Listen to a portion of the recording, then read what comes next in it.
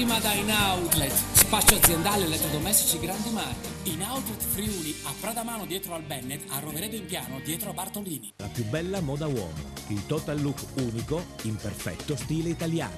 Paolo Miotto, stile italiano, via 25 aprile 1, in centro ad Azzano Decimo.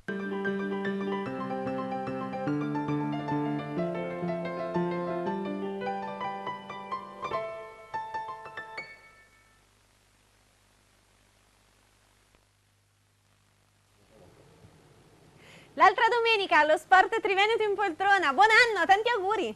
È giusto? Penso di sì. Siamo Siamo al giusto. 5 di gennaio. Però quasi quasi potevo augurare una buona Befana. Meglio di no, perché domani e anche oggi da queste parti succede qualcosa. La quindi bruciano. Tu rischieresti, esatto, qualcosa. Ne parlavamo. Buon pomeriggio anche a Buon Eddie pomeriggio, Pertoldi e Eddie, buon è arrivato. anno. È arrivato il nostro compagno Però di il nostro viaggio. parterre oggi è messo bene. Sì, di solito sì, per l'inizio sì, perché di solito a quest'ora siamo solo in tre. In tre. Invece Io adesso amo piano RGP. piano, oggi forse col nuovo anno, no, ci si Tutto sveglia un altro leggermente clima. prima. Quindi Comunque, buon anno GP Giovanni buon anno Paco, a il tutti, mio buon anno a compagno di tutti, viaggio, naturalmente. anche nel 2014. Buon anno Omar. Buon anno a tutti e buon pomeriggio. Che entusiasmo, Ti sei guadagnato la poltroncina vicino alla Sì, Leonora. proprio quella perfetta, che è proprio quella più bassa. Quella- vicino a Eleonora Mazzari che Eleonora ritorna. Mazzari ritorna. Beh, ormai Eleonora è stata con noi un sacco di volte. Evidentemente ti diverti perché vedo che Ho poco da fare la domenica. hai poco da fare la domenica. Udinese Academy e modella. Così per chi non la conoscesse l'abbiamo presentata. È in Ramadan. No, Vediamo. ho già fallito miseramente. Beh, dopo 5 giorni, dai, ci sta una Non ho scivolata capito, Ramadan ieri. di cosa? Di alcol. Di Ramadan, sì, sì. Pensavo che c'entrasse l'Inter. Non è Ecco clamoroso che che ti non trovo più fai. l'alcol a casa. Ho È fallito passata miseramente. l'Eleonora. Benvenuta anche Annalisa Anastasi, giornalista di Telepordenone Video Regione, anche lei bentornata, anzi. Bentornata. Sì, sì, sì. E buon anno Annalisa. E anche a buon te, anno, naturalmente. Poi chi presento? Non Dove so, vado? decidi tu. Vengo di qua, vengo da Eddie vado di Pertoldi là. che sta mangiando, è bellissimo. Eddie Pertoldi, Facciamo inquadriamolo. la TV Verità. Verità. Eddie Pertoldi, radiocronista Caro. ufficiale dell'Udinese Calcio. Benvenuto, buon anno. E complimenti per le scarpe, molto... hai visto che eleganza? La sì. scarpa di un colore e il laccio di una... Ma guarda che Eddie è sempre avanti, voglio dire. No, perché il laccio richiama il marioncino. È bellissimo, guarda, è veramente elegante. Eddie è sempre. E a proposito di eleganza, Di eleganza. io andrei Da Trieste. La moda La triestina. moda triestina anche su Telepordenone. Raffaele Sinkovic, attore e autore. Vedete Se che vuoi lui mostrare è vestito l'opera. antibore, infatti è entrato ma si è Esatto. dimenticato la pashmina È antibore. entrato col topo morto naturalmente. intorno al No, collo. è che lascio perché è chic. Chic. Dicono, non so chi dice. Dicono. È un altro grande ritorno. Un altro grande il mio triestino. bodyguard personale, Il Piccio. esatto. È il Piccio, allenatore anche di calcio di la tua squadra. Del campanello. Il Campanelle che gioca in seconda categoria. Esatto. A Trieste. A Trieste. Da quando sei diventato tu mister, come sono le cose? Meglio, Un peggio, disastro. Un disastro, benissimo, benissimo. Ma che tattica adotti? Il 555. Eh beh, esatto. Quello del nostro La canale. Bizona con ripartenza. La bisona con il modulo a farfalla, tutte quelle cose là. Benvenuto Andrea Giovannini, Grazie, buon buon anno anche Tanti a voi. auguri. Buon anno. Grazie a voi. Naturalmente facciamo il buon anno a tutti i nostri tutto il nostro collaboratori, staff. esatto, il nostro staff qui a Udine, scusatemi, a Pordenone e naturalmente tutti quelli che sono anche quest'oggi in giro sui vari campi della Serie D e tra parentesi anche a Cervignano del Friuli, dove quest'oggi si gioca la finale di Coppa Italia di Eccellenza Friuli Venezia Giulia, che vede di fronte due squadre Crass Repen, fortissime, vero? il Crass Repen, i Carsolini contro il Chionse. Abbiamo già penso il primo collegamento, pronto? Eccolo. Con chi parliamo? Credo con un parente stretto di un ospite che è in studio. Allora, aspetta che provo a pensare. È un gradito ritorno telefonico. Mattia Pertoldi, giornalista del Messaggero Veneto, è il nostro grande amico, nonché mi sembra anche lontanamente imparentato con Eddie Pertoldi. Sì, alla lontana. Alla lontana, terzo molto, grado, molto credo. lontana, in questo momento un 30 km, Cervignano Udine. Senti, meno, sì. quest'oggi faranno una partita di calcio o di pallanuoto a Cervignano? Allora, guarda, il terreno è sicuramente appesantito dalla pioggia che è caduta in queste ore, però ha tenuto molto bene fino a questo momento. Stiamo vedendo il riscaldamento delle due squadre, il pallone scivola in maniera quasi elegante, non dovrebbero esserci problemi per l'inizio, non so quanto otterrà nel corso dell'incontro, però dalle ultime indicazioni non abbiamo insomma notizie trasversali o contrarie all'inizio del match. Abbiamo già le formazioni, così di sottofondo sentite gli ultras del Chions che come sempre accompagnano la loro squadra. Da notare nelle due formazioni titolari la scelta sia di Zupan da una parte che di Vittoria dall'altra di confermare una sorta di regola non scritta per cui in Coppa giocano i portieri di riserva. Infatti sono in panchina sia Calligaro da una parte per il Crass che Peruk del Chios dall'altra. Per il resto formazioni quasi confermate, col Kraft che gioca con Dagnolo, Tafgui, Colavetta, Giordano, Arcaba, Spezzic, Capalbo, Grujic, Knežević, Zloga e Corvaglia. Per quanto riguarda il Chios, invece davanti a Guglielmotto giocano Bertacchini, Pighin, Biticchi, Denadai, Candussi, Overitz, Koulibaly, Paciullis, Zusso e Francescuto. Arbitra Ferro di Latisana, coadiuvato da Setarappa di Monfalcone e Segà di Pordenone. Manca poco meno di un quarto d'ora all'inizio del match e continua a piovere copiosamente. Mattia, visto che io so che tu segui molto da vicino naturalmente tutto il calcio del Friuli Venezia Giulia, oltre che l'Udinese, come sono arrivate queste due squadre alla finale? Sappiamo che Cras Repen ha confermato, no, quelle che erano le previsioni, una squadra costruita per tornare in Serie D, mentre il Chions è partito un po' lento ma adesso si sta riprendendo. Secondo te questa partita di oggi, da che punto di vista la vedi? Cioè non c'è partita, non c'è storia, oppure il Chions può... No, assolutamente, il Chions è probabilmente la rivelazione del campionato. È vero che in estate nel calciomercato estivo dei dilettanti ha preso un pochino il meglio che c'era nella destra tagliamento per non farsi trovare impreparato al primo anno di eccellenza, però secondo me se la può giocare contro un Cras che, a detta degli stessi dirigenti Carsolini, non è mai stato così forte, esatto. A livello quantomeno di nomi, che punta al ritorno in Serie D e che vuole mettere in bacheca un trofeo che non ha mai vinto nella sua storia comunque recentissima. Ricordiamo che nel 2005 il Graz era in seconda categoria, quindi in poco più di 7 anni, perché targata 2011 la prima promozione in Serie D è arrivata fino all'interregionale. Giocatori di livello quasi internazionale, se pensiamo ad Arcaba, Knežević, Zlogar, non soltanto per la provenienza geografica, comunque nel mondo della ex Jugoslavia, ma anche per l'esperienza che hanno. Forse il terreno pesante potrebbe avvantaggiare leggermente la fisicità dei Carsolini, certo. Che però è vero, con giocatori come Capalbo, Corvaglia, lo stesso Spetti, che sono abituati comunque a giocarlo il pallone. Bene, girando un attimo pagina, visto che manca parecchio all'inizio, raccontaci qualcosa degli ultimi colpi del calciomercato dei dilettanti. Beh, dei dilettanti c'è poco in realtà, perché si è chiuso tutto, si può aspettare la finestra di mercato dei professionisti che si è aperta 2 giorni fa, a vedere se si svincola qualcuno dalla Lega Pro, perché insomma è difficile pensare che dalla Serie A o dalla Serie B un giocatore venga in eccellenza o in promozione. O anche Serie D, sì, per l'amor di Dio, a meno che non venga a svernare un pochino da cimitero degli elefanti, come è già successo. L'unica nota che forse può interessare è che è stato svincolato pochi giorni fa Andriola dalla Bugliese in prima categoria, 9 gol nella prima parte di stagione, che quindi può essere comunque a disposizione per una squadra che punta anche in promozione a salire. Per quanto riguarda i dilettanti, per quanto riguarda invece la Serie A, il discorso è un pochino più complesso per il mercato. Beh, magari quello ne facciamo, siccome avremo tempo, perché quest'oggi ricordiamo, a parte la Serie D abbiamo solo mentre questo collegamento ovviamente, magari nei prossimi collegamenti ci svegli un po' di mosse della Serie A, magari anche per quanto riguarda l'Udinese, che però mi sembra abbastanza tutto fermo, vero? Ma diciamo che in uscita Raneghi e Merkel sono andati al Watford ufficialmente, sì. Mlinar potrebbe andare a giocare al Novara, da quello che dicono, oppure ad Empoli, non si capisce bene, insomma, dalle ultime notizie, insomma, che sono arrivate. Si parlava di un possibile trasferimento di Widmer al Sassuolo, però diventa un po' così difficile da credere, soprattutto perché poi Guido Link non avrebbe un'alternativa basta sull'esterno destro. Per quanto riguarda il mercato in entrata, invece l'Udinese ha già chiuso dei colpi molto importanti per giugno. Il primo è Zapata, che è semplicemente omonimo del Christian che giocava a Udine, un ragazzino di 18 anni, dicono che sia fortissimo e che per così aggirare quella che è la regola sul tesseramento degli extracomunitari è stato de facto prestato pro forma al Sassuolo fino a giugno, già fatta anche per l'arrivo di Carles Aranguiz,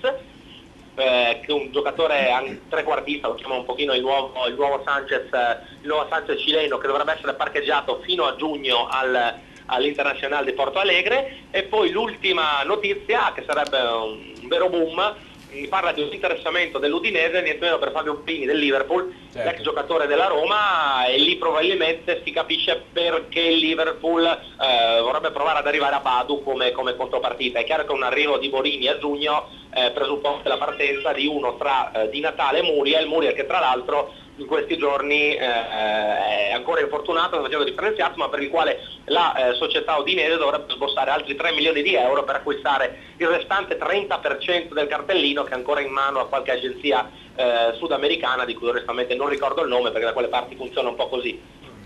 Benissimo, Mattia, io ti ringrazio naturalmente di questo primo collegamento, ti ricontatteremo durante la partita per avere aggiornamenti appunto in tempo reale di questa finale di Coppa Italia Eccellenza Friuli Venezia Giulia tra Cras Repen e naturalmente il Chios. Grazie Mattia, a più tardi. Grazie a voi. A dopo, grazie.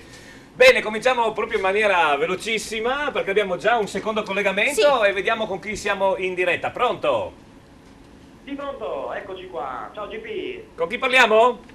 Con Emilio dallo Stadio Rocco di Trieste. Ciao Caro Emilio, buongiorno e buon anno. Buongiorno qua, ma non mi riconosci con la voce? Insomma, sai che anch'io ho avuto un dubbio a un certo punto.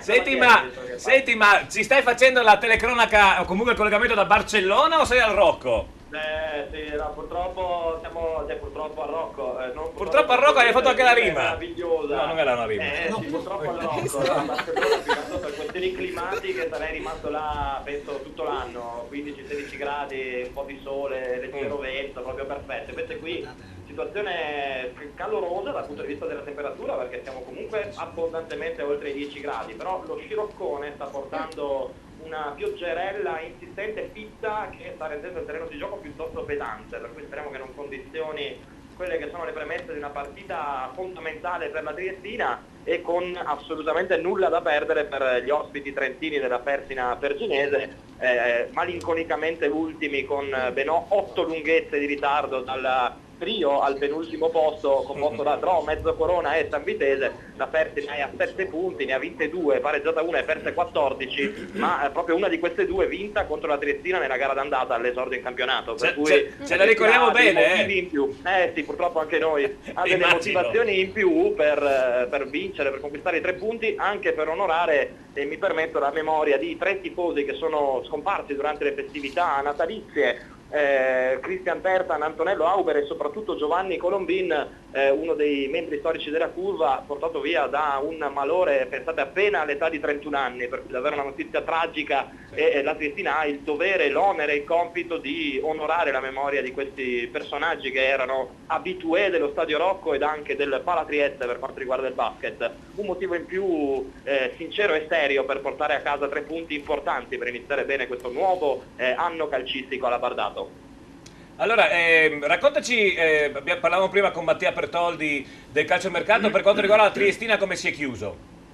Ma al momento c'è ancora in stallo la situazione relativa all'italo argentino ex Brescia e Delta Porto Tolle, Leandro De Petris, che è ritornato dalle vacanze natalizie fatte in terra argentina. Ormai la situazione, le differenze economiche tra domanda e offerta sono state limate, per cui la prossima settimana dovrebbe essere quella decisiva per poter portare un tassello in più alla casa di Mister Rossito, che comunque là davanti ha abbastanza l'imbarazzo della scelta. Quanto ad altri arrivi, per il momento tra entrate e uscite non si sono registrati grossi movimenti, grossi scossoni, per cui resta tutto più o meno inalterato. C'è l'inizio quest'oggi dal primo minuto di Marco Burato, l'esordio da titolare per il ragazzo arrivato dal Trissino Valdagno, scuola primavera del Chievo Verona, che da 3 settimane circa fa parte del gruppo di Mister Rossito, ma non aveva ancora potuto assaggiare l'emozione di vestire la casacca alla Bardata al primo minuto. Oggi anche per lui è un pomeriggio abbastanza importante. Confermato invece Massimo Bussi, che aveva fatto intravedere cose incoraggianti, sicuramente positive nel suo esordio, sfortunato per la squadra ma buono per lui, sul campo del Tamai prima della sosta. Benissimo Emilio, allora prego. Sì. Se volete vi do le formazioni al volo, certo. E poi ci ripetiamo dopo. Certo, via. Allora abbiamo la Triestina con Del Mestre tra i pali, squalificati Ferrara e Stentardo. Ricordiamo, gli esterni difensivi sono Pratolino e Frangu, a destra il primo, a sinistra il secondo, coppia centrale Timazzoni Piscopo. A centrocampo Wagner davanti alla difesa, gli interni sono Burato e Zetto, il tridente presenta Bussi da una parte, Sessolo che riparte dal primo minuto dall'altra e Denis Goders, punta centrale inamovibile, sempre presente, sempre utilizzato da Mister Rossito. In panchina Franceschin, Parini, Cadorin, Vianello, Yusufa, Monti, De Bona, Lapaine e Bertoni. La Persina Perginese, che è stata un po' rivoluzionata durante il disgraziato girone d'andata sportivamente parlando, presenta Bonomi tra i pali, poi Brunster, Pisani, Giardina, Allegretti, Micheli, Crinelli, Bazzanella, Matteo perché l'altro Bazzanello è squalificato, Bartolini, Mattia Stessaro e Luca Corradi. A finire l'11, a completare l'11 a disposizione di Maurizio Infrota. La panchina del tecnico berginese: Travaglia, portiere di riserva, poi Mastignan, Tognazzi, Gonzo, Gigli, Rossignoli, Sbuciumelea, Spanò e Porcelli. Dirige l'incontro Zingrillo di Seregno, assistenti Frigo e La Bombarda, entrambi di Este, provincia di Padova. Se non avete ulteriori domande ci risentiamo in cronaca. Grazie Emilia, ci sentiamo più tardi in cronaca, ti ringrazio soprattutto di questo guardaline La Bombarda. La Bombarda si di Este, questo mi suscita dei dubbi, il cognome con la provenienza geografica, però vabbè. No, ma anche la perché Bombarda, vedremo. Subito dopo Capodanno La Bombarda non è male, dai. La Bombarda, sì, il perfetto tema natalizio, esattamente, dai. Ciao dopo, allora. Grazie Emilio. Ciao, a dopo. Vedo che ricominciamo il programma più scemi di prima, per quanto mi riguarda. Per quanto mi riguarda, sì, beh, è appunto. chiaro. Benissimo, allora, nella scaletta dovremmo andare a collegarci con la capolista, ovvero sia dovremmo andare a Pordenone per avere naturalmente il primo collegamento per Pordenone e Montebelluno, una partita importantissima. Sappiamo che il girone d'andata si è risolto col Pordenone campione d'inverno in Serie D, anche se a pari merito con il Marano, ma per una questione di differenza reti appunto è stato il Pordenone a vincere il girone d'andata. Vediamo dalla regia se abbiamo Dario Perosa. GP no, Dario è impegnato con la Befana in questo momento. Benissimo. Sta scegliendo la Befana per stasera, però abbiamo il nostro Alberto Comisso. E allora in questo caso ci trasferiamo di pochi chilometri più a ovest, andiamo a Tamai, dove troviamo Alberto Comisso, che è un piacere. Buon anno Alberto, ben ritrovato. Buon anno ragazzi a tutti voi. Allora, Ciao Alberto, buon anno. Bene, immagino. Hai trovato le Bene. pinne? Ci ritroviamo sempre qua, C'è parlare di calcio, dei nostri affari. sì, benissimo, infatti dai, staremo- c'è Omar che ti deve fare, Omar Costantini ti deve fare una domanda. Alberto, scusa, ma ste benedette No, ma- pinne le hai trovate sì o no? No, Mi è venuto un guarda, messaggio prima. Sono andato alla ricerca della cantina, ma purtroppo guarda, le pinne non le uso ormai da anni, quindi non le ho trovate. Ho rimediato un boccaglio però, no? Il Un boccaglio. ai tempi che furono, ma le spine non sono riuscito Allora- a trovarle, ma il campo l'ho raggiunto comunque a Tamai. Ecco, Benissimo, non benissimo. voglio fare sensazionalismo, ma a proposito di boccaglio c'è in studio Annalisa Anastasia che ti vuole salutare. Costituisce una coppia virtuale. Una coppia virtuale, Annalisa Anastasia e Alberto Comisso. Lo saluto volentieri, Ciao, lo aspetto in Annalisa, studio buongiorno. qualche volta. Come Senza stai? boccaglio, Bene. perché E senza boccaglio Annalisa? io non sono Bene. un'intenditrice di nuoto, faccio solo acqua Bene. gym, quando mi tuffo sembro una balena blu. Ecco, Bene. la Dunque balena blu. Quando è la Però prossima usa le cena? pinne, usa le pinne. quando No, penso a questi collegamenti Niente di calcio. pinne. Alberto, quando è la prossima cena con Annalisa? Ma guarda, appena scatta l'invito, Appena insomma, toglie il tante volte boccaglio. organizziamo insomma una cena in compagnia, sai che mi fa sempre piacere, Ecco. Guarda come il diploma. È un grande. Mio Avere signore. una collega, una ragazza come Annalisa in parte mi fa solo che piacere.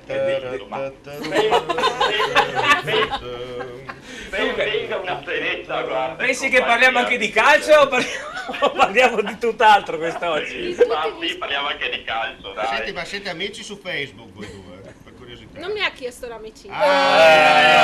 Cartellino rosso, cartellino rosso. Ma come no, siamo amici su Facebook, Ah sì? Non sapete voi, Alberto ne ha talmente tanti che si dimentica tutti quelli che hai capito? Ah, no, perché non mi ha mai scritto su Facebook, lui è un uomo d'altri tempi, sai. Manda le rose. No, le manda col piccione viaggiatore. Manderò le rose col piccolo viaggiatore. Esatto. bravo, Bene. Tommaso. Le rose magari un Senti, altro. senti, a Tamai come ti hanno accolto quest'oggi? Anche oggi mangiare, bere e quant'altro o una roba normale oggi? Oddio dai, non può essere sempre sagra qui a Tamai, mi hanno accolto, guarda, benissimo, è una giornata però purtroppo insomma, un po' balorda perché insomma le due squadre poi giocheranno sotto un autentico acquazzone, il tempo insomma non cambia, infatti insomma vedo un addetto al campo insomma che sta adesso facendo dei lavori di manutenzione, gli arbitri alternanti.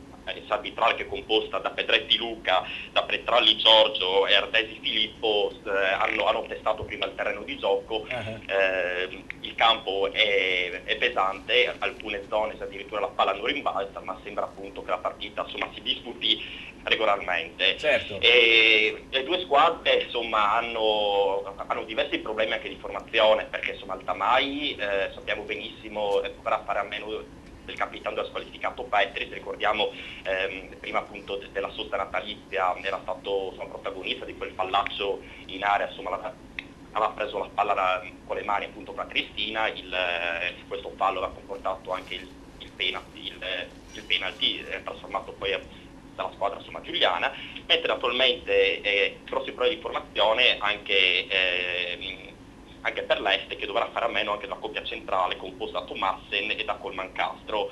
Sono anche loro squalificati, quindi il mister Zaratin avrà appunto rimodulato al meglio la formazione. E appunto il Tamai è infrancato però dal successo in mezzo alla nebbia, come dicevo prima, con la Cristina, è uscito momentaneamente dalla zona calda della classifica, ma una sconfitta oggi potrebbe nuovamente complicare le cose per i ragazzi di Birdig. Oggi i pericoli per il Furie Rosse però si chiamano Lasagna, che non è una cosa da mangiare, ma è un giocatore veramente un grandissimo giocatore. Il capocannoniere con 13 gol della Serie A, esatto. Bravissimo, e Matteo insieme hanno già segnato fin qui 20 gol.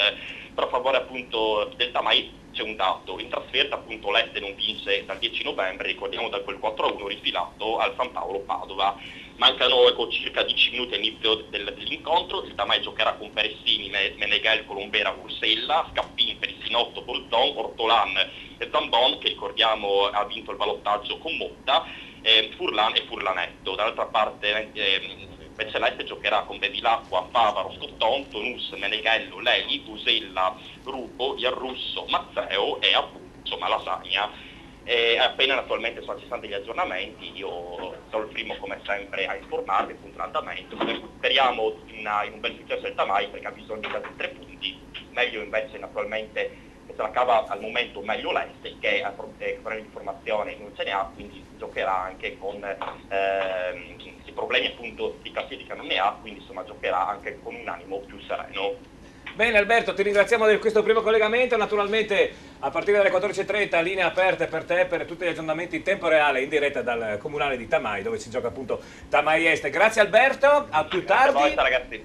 Noi dobbiamo fermarci, sono i primi 4 minuti dell'anno nuovo di pubblicità. La prima barra. La prima barra, ecco. 4 minuti e poi torniamo con l'altra domenica, lo sport Triveneto in poltrona. A tra pochissimo, 4 minuti, a tra poco. Passa prima da In Outlet, spazio aziendale elettrodomestici grandi marchi. In Outlet Friuli, a Pradamano dietro al Bennett, a Roveredo in Piano dietro a Bartolini. Stile, carattere, prestazioni. Prova una passione integrale. Subaru, il marchio sinonimo di trazione integrale. Sina Auto, tutta la gamma Subaru la puoi vedere e provare da Sina Auto. La passione integrale. Sina Auto, concessionaria esclusiva Subaru per Pordenone e provincia. Noi vi vogliamo sorridenti. Ottoboni Dental Clinic. Siamo un'equipe di professionisti. Vi offriamo i servizi più evoluti per la cura e la salute del vostro sorriso. Ottoboni Dental Clinic. Le nostre cure dentali sono garantite nel tempo, in un contesto rilassante, per offrirvi il trattamento più efficace. Ottoboni Dental Clinic. Noi vi vogliamo sorridenti. Ottoboni Dental Clinic. Passione per il sorriso. In centro a Pordenone, in piazzetta Ottoboni 4C. Fissa un appuntamento senza impegno telefonando allo 0434 27 28 6. 20 anni. 20 anni di birra, di gusto e di splendide serate. La Cerveseria. Ma che birreria! È la Cerveseria. Squisite specialità come il panin con rosto, la nostra nuova specialità. E poi galletto ai ferri, il mega würstel, lo stinco alla bavarese, il cosciotto e la lubianska. 20 anni di Cerveseria. Tanti tipi di birra per i gusti più esigenti. La Cerveseria, in Viale Madonna di Rosa a San Vito al Tagliamento.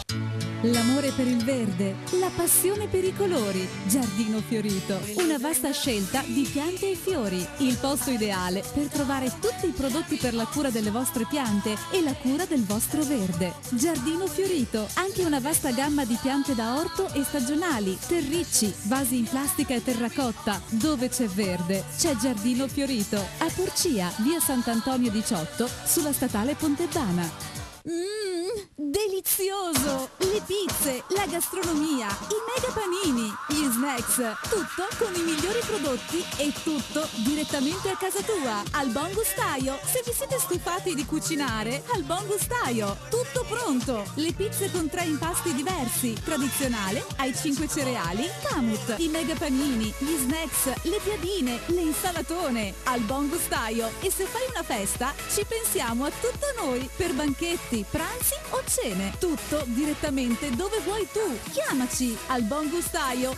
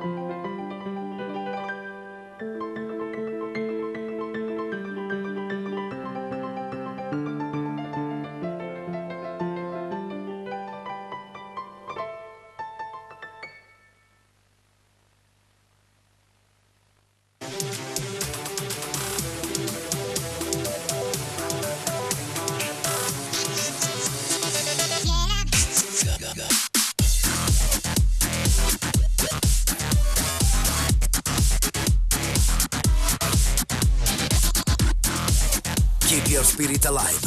Nuovo RAV4, da sempre il SUV. Oggi diesel da 23.500 euro.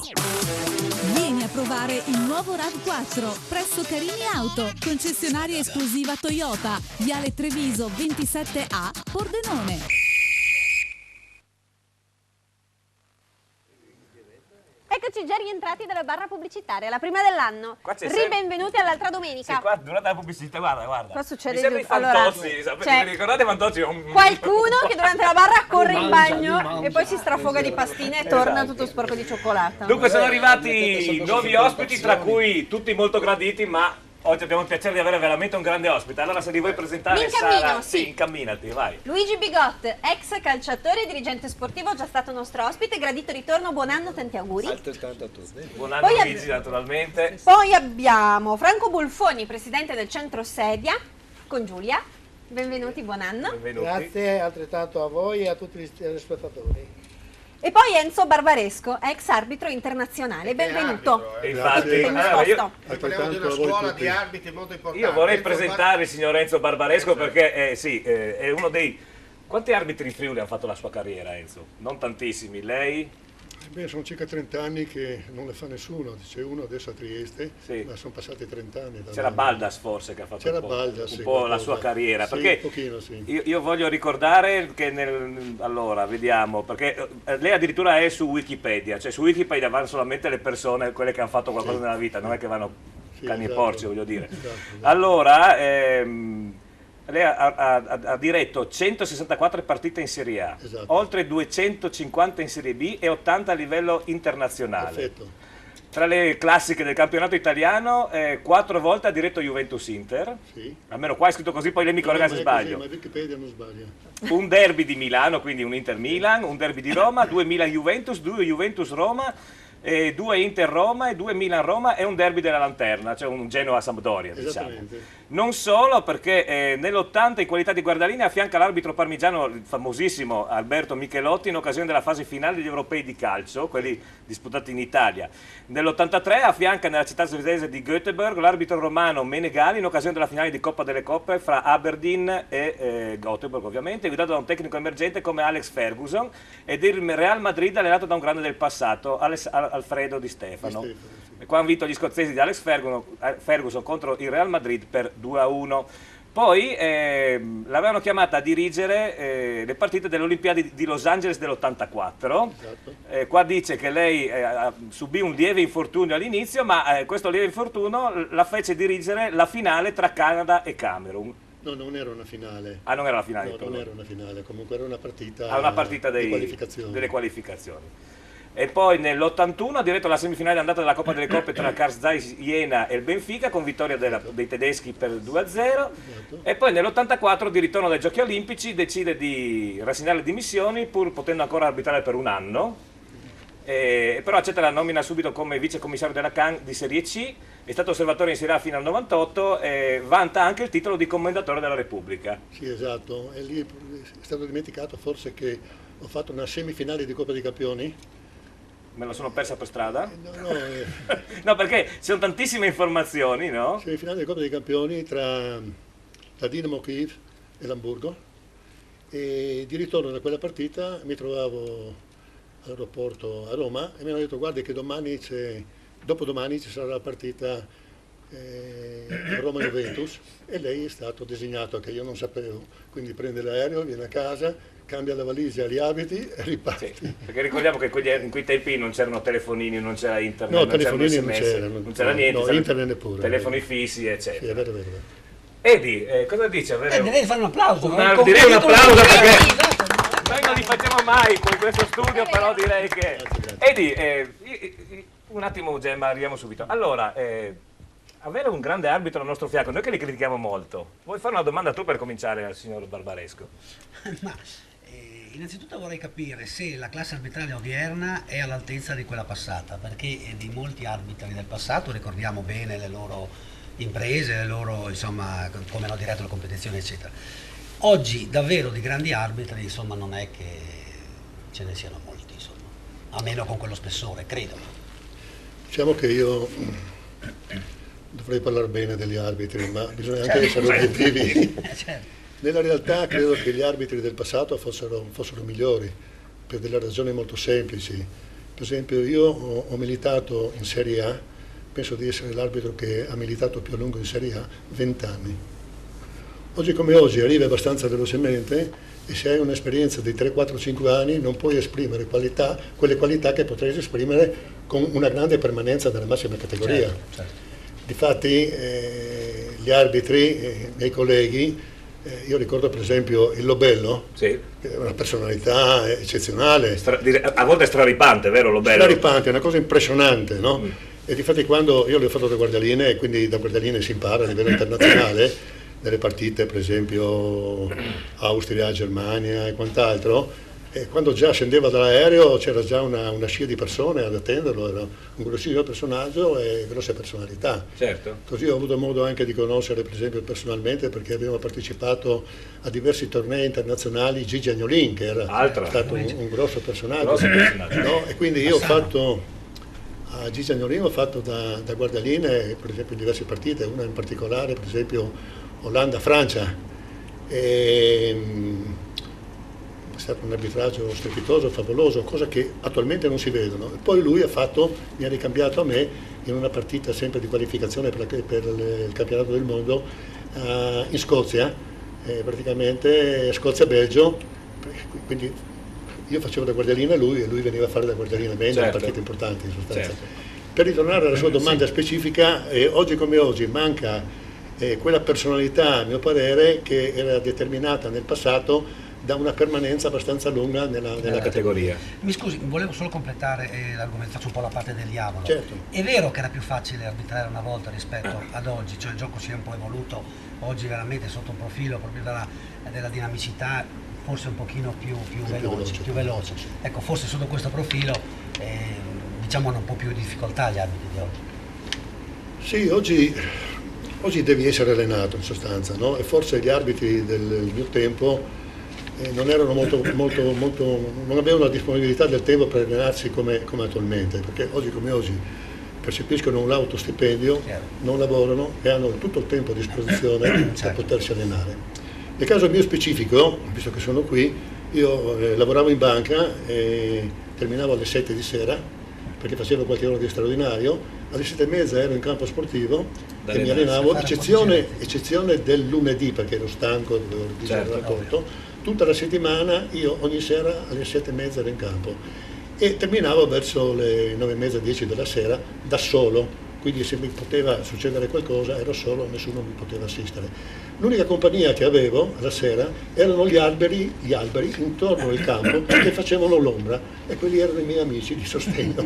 Incredibile. Nella realtà comunque il gioco del passato era un gioco a pieno campo, era un gioco spettacolare, era un gioco in cui la gente partecipava allo stadio con le famiglie, erano bambini, erano mogli. C'erano meno alchimie tattiche anche, no? Era sì, più semplice come lo stadio era pieno, io non ricordo mai nella mia vita di aver diretto una partita che lo stadio non fosse pieno. Oggi nella realtà quando vedo le partite di calcio mi fa male il cuore vedere degli spalti vuoti. È tutto un discorso di business che bisogna c'è la TV, c'è Sky, Bene, intanto ringraziamo per questo primo intervento il nostro nuovo amico Enzo, che è venuto, grazie ancora di esserci venuto a trovare, anche perché sono giorni di festa comunque, no? Quindi è stato molto gentile, naturalmente ringraziamo Luigi che ce l'ha portato. C'era un collegamento in diretta, credo, Gemma? Sì, c'è Pierantonio Stella per Mezzo Corona Sacilese. Benissimo, Pierantonio, buon pomeriggio. Ricordiamo Pierantonio Stella, capo ufficio stampa della Sacilese, che quest'oggi te ne sei andato in Trentino a vedere i mercatini? Oh, beato lui, anch'io voglio andare in Trentino a vedere i mercatini, perché devo stare qui? Innanzitutto tanti auguri di buon inizio a tutti. Auguri. Anche a te Pierantonio. No, i mercatini purtroppo non sono riuscito a vederli perché sono partito stamattina per seguire la squadra e sono venuto direttamente qui allo stadio. Qui, come dicevi tu, a Mezzocorona trasferta in Trentino per la Sacilese, seconda trasferta consecutiva dopo quella di Padova prima della sosta natalizia.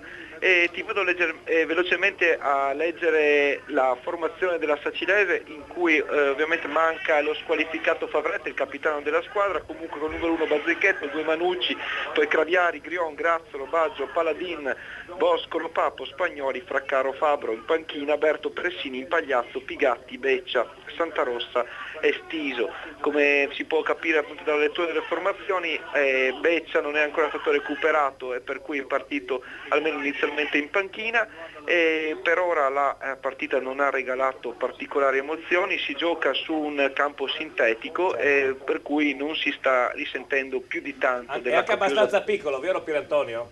Esattamente, sì. Che di dimensioni insomma abbastanza ristrette. Beh, guarda che hanno avuto una deroga per giocare su quel campo, perché non è regolamentare.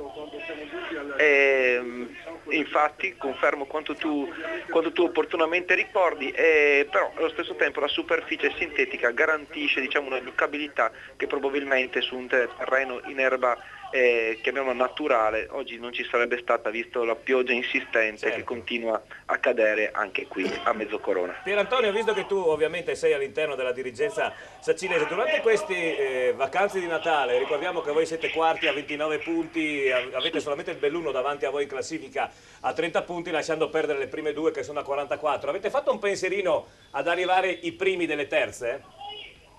Senza dubbio questo è l'obiettivo della squadra, anche se ovviamente anche questo un per adesso ha portato un ulteriore ringiovanimento della rosa, tant'è che in panchina, solo per citare, insomma, ci sono 2,96 e 2,90, anzi 3,96 e 2,97, per cui praticamente ragazzi della Juniores. Però come sai c'è un Rui Ferreira, il portoghese, che si è infortunato a Padova prima della sosta e adesso sta recuperando e si spera di poterlo avere a disposizione per l'attesissimo derby con il Pordenone del 26 gennaio. Certo. In più c'è un altro ragazzo, sempre portoghese, un 95 molto promettente, che ci si auspica di poter ufficializzare all'inizio della prossima settimana. Comunque, rispondendo, ripeto, alla tua domanda, sicuramente il proposito della società, nonostante la rosa giovane, il rinnovamento operato anche quest'anno, è quello di vincere, io quello che definisco l'altro campionato, ovvero quello appunto che si sta svolgendo alle spalle della coppia di testa.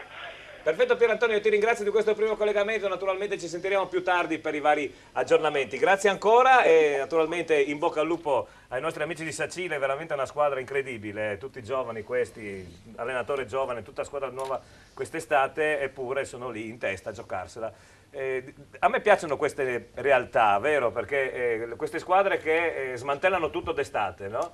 Nessuno gli dà un centesimo, soprattutto un allenatore giovane che è arrivato a fare in Serie D un 3-4-3, che lo fa veramente, tra parentesi, non è quei 3-4-3 poi se si va a vedere... Poi Giovanni, permetti, la Sacilese è come la Sanvitese, diciamo, sono quelle realtà dove non tradiscono mai, no? Quegli evergreen del calcio locale sono sempre lì, partono in sordina e poi alla fine pescano, come si dice, dal cilindro al momento giusto l'uomo adatto per salvarsi e portare in porto il campionato. Commentavamo io e Andrea prima, in panchina hanno 3 ragazzi di 17 anni e 2 di 16 in Serie D, quindi una squadra che assolutamente punta sui giovani in una serie che proprio non è l'ultima, perché la Serie D ricordiamo che è l'anticamera del professionismo, anche se in realtà è già professionismo. Dimenticatevi che a Sacile c'è una programmazione. Sì, assolutamente. Però, Presidente, quest'estate hanno fatto una rivoluzione, se si ricorda bene, no?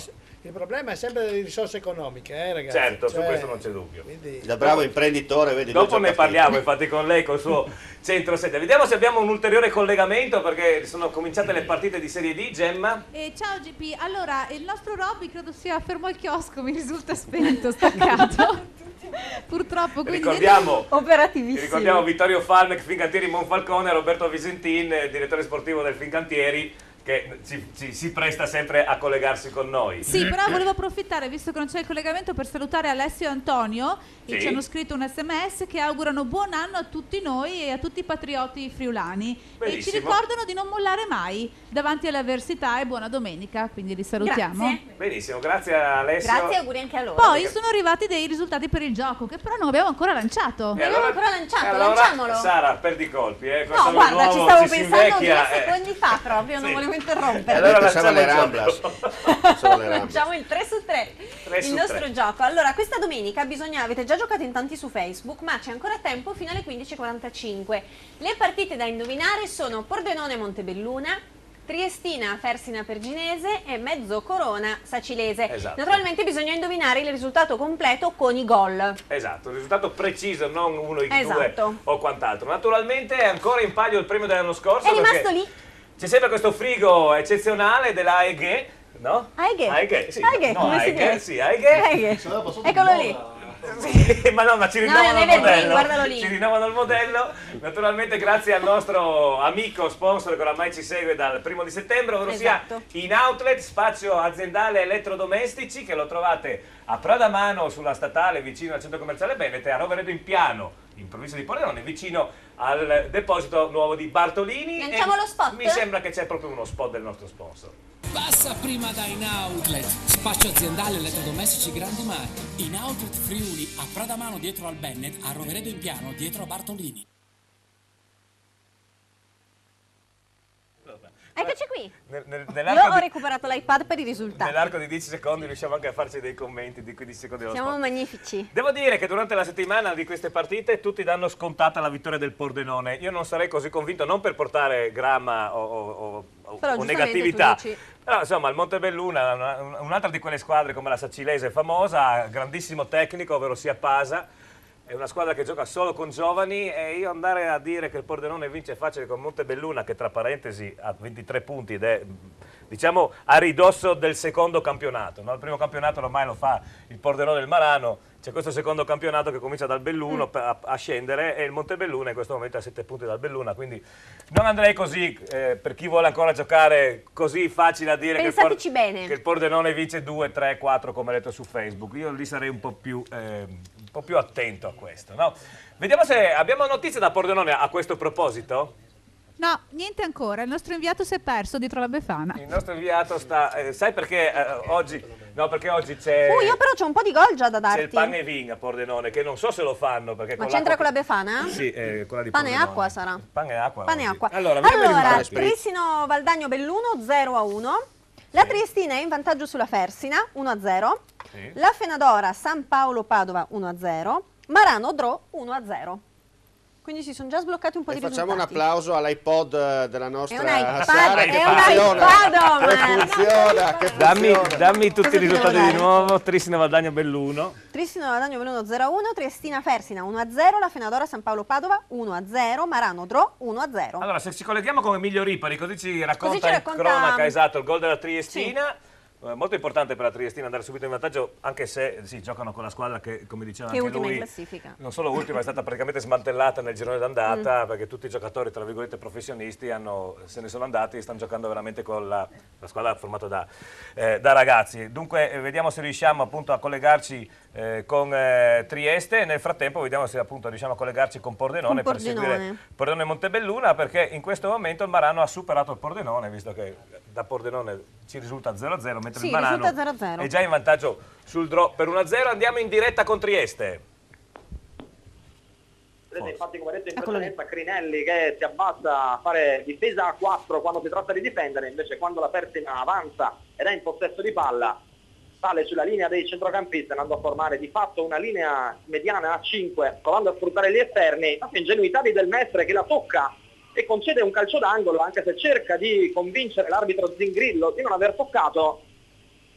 Sciocchezza qui del nostro portierone che di fatto regala il corner alla Fersina, scioccata dall'avvio di gara turbo della Triestina in vantaggio con Goder dopo appena 20 secondi di gioco. In pratica una bella sponda di Zetto sulla fascia mancina, percussione in velocità di Busti, cross che per poco non si trasforma in autogol sul tap-in corto di Bonomi, è arrivato prima di tutti Goder a scaraventare in rete di potenza, poi una bella giocata della Fersina, la risposta di Zetto dalla distanza, il corner adesso viene ribattuto e quindi potrà riprovarci una seconda volta la Fersina, che non sa guardare, a dispetto di quella che è una classifica veramente tremenda, 7 punti fanalino di coda, a 8 punti dal pacchetto di squadre che lottano per non retrocedere o per evitare comunque i play-out.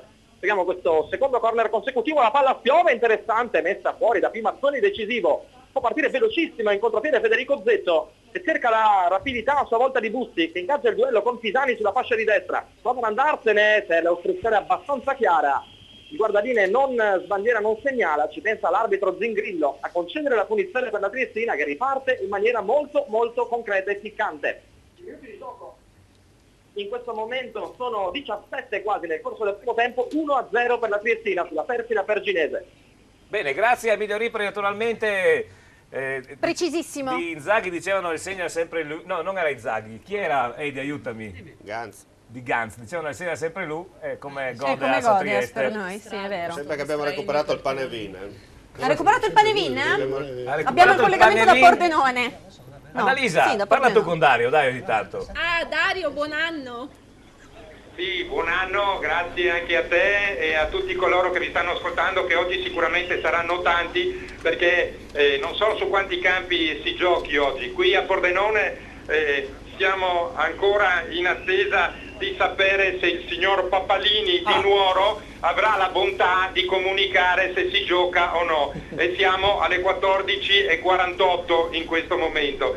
È stato fatto il sopralluogo con i due capitani, Zubin e De Marchi, la palla rimbalzava ed era accompagnata, ogni rimbalzo era accompagnata dagli olè dei 400 coraggiosi del Bottecchia oggi, però poi sono rientrati negli spogliatoi e da quel momento lì in poi sono lì che probabilmente stanno trattando e discutendo. Adesso secondo me stanno stappando più che trattando. Sì, può darsi, può darsi.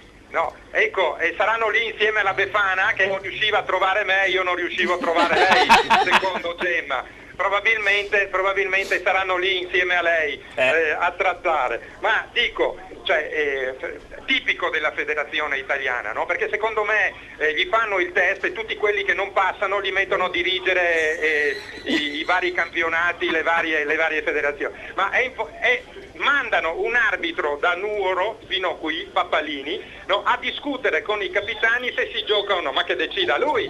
Adesso io capisco che non è abituato probabilmente a queste latitudini e a questi tempi, anche se ultimamente poveretti anche loro hanno avuto i loro problemi con il tempo, ma evidentemente questo qui o era spasso quando è successa quella cosa lì, oppure non lo so, avrà avuto qualche trauma o roba del genere. Ma è mai possibile che alle 2:50, quando la partita doveva cominciare alle 2:30, ancora siamo tutti quanti seduti qui con il fondo schiena al freddo ad aspettare le decisioni di Papalini? Adesso dimmi tu, è possibile? Dario, scusa, perché stai in studio con la tua meravigliosa assistente di studio. Io invece sono qui attorniato da sessantenni, no, ad aspettare che Papalini mi dica se potrò fare la cronaca della partita o dovrò inventarmi 105 righe di stupidaggini. No, è tutta la nostra solidarietà in questo momento.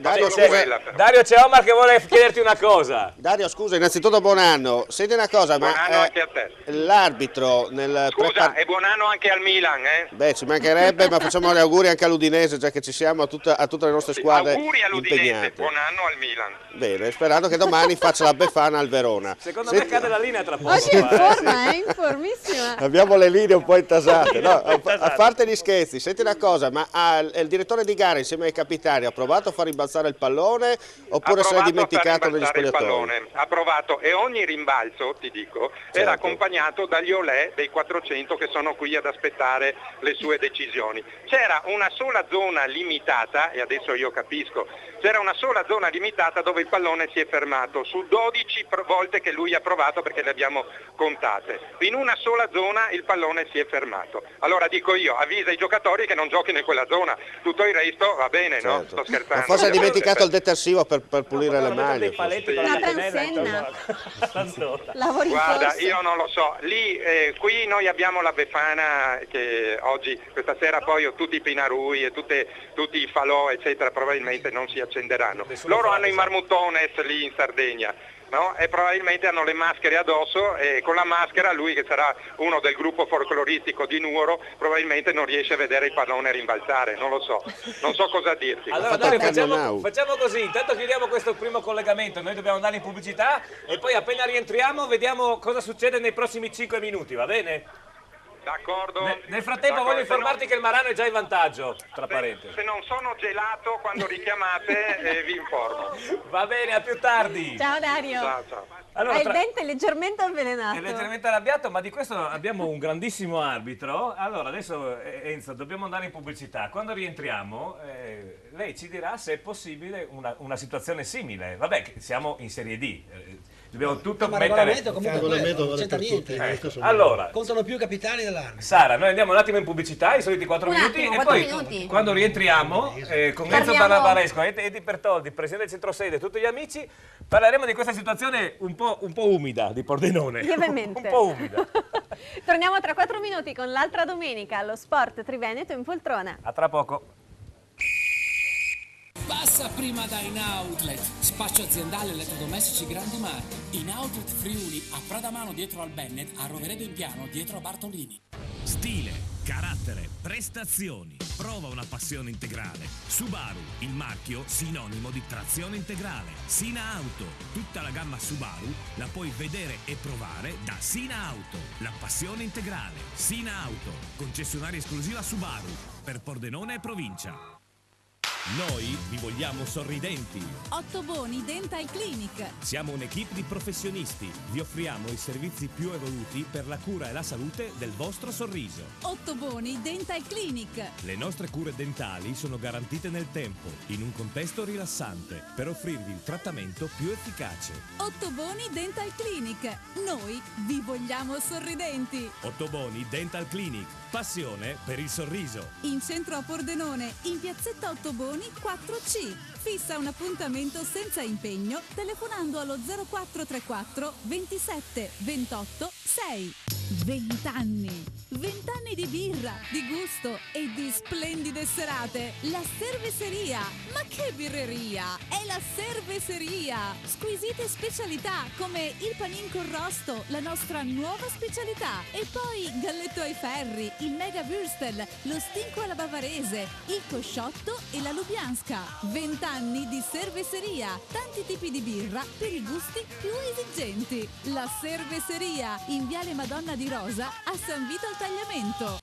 L'amore per il verde, la passione per i colori. Giardino Fiorito, una vasta scelta di piante e fiori. Il posto ideale per trovare tutti i prodotti per la cura delle vostre piante e la cura del vostro verde. Giardino Fiorito, anche una vasta gamma di piante da orto e stagionali, terricci, vasi in plastica e terracotta. Dove c'è verde, c'è Giardino Fiorito. A Porcia, via Sant'Antonio 18, sulla statale Pontebana.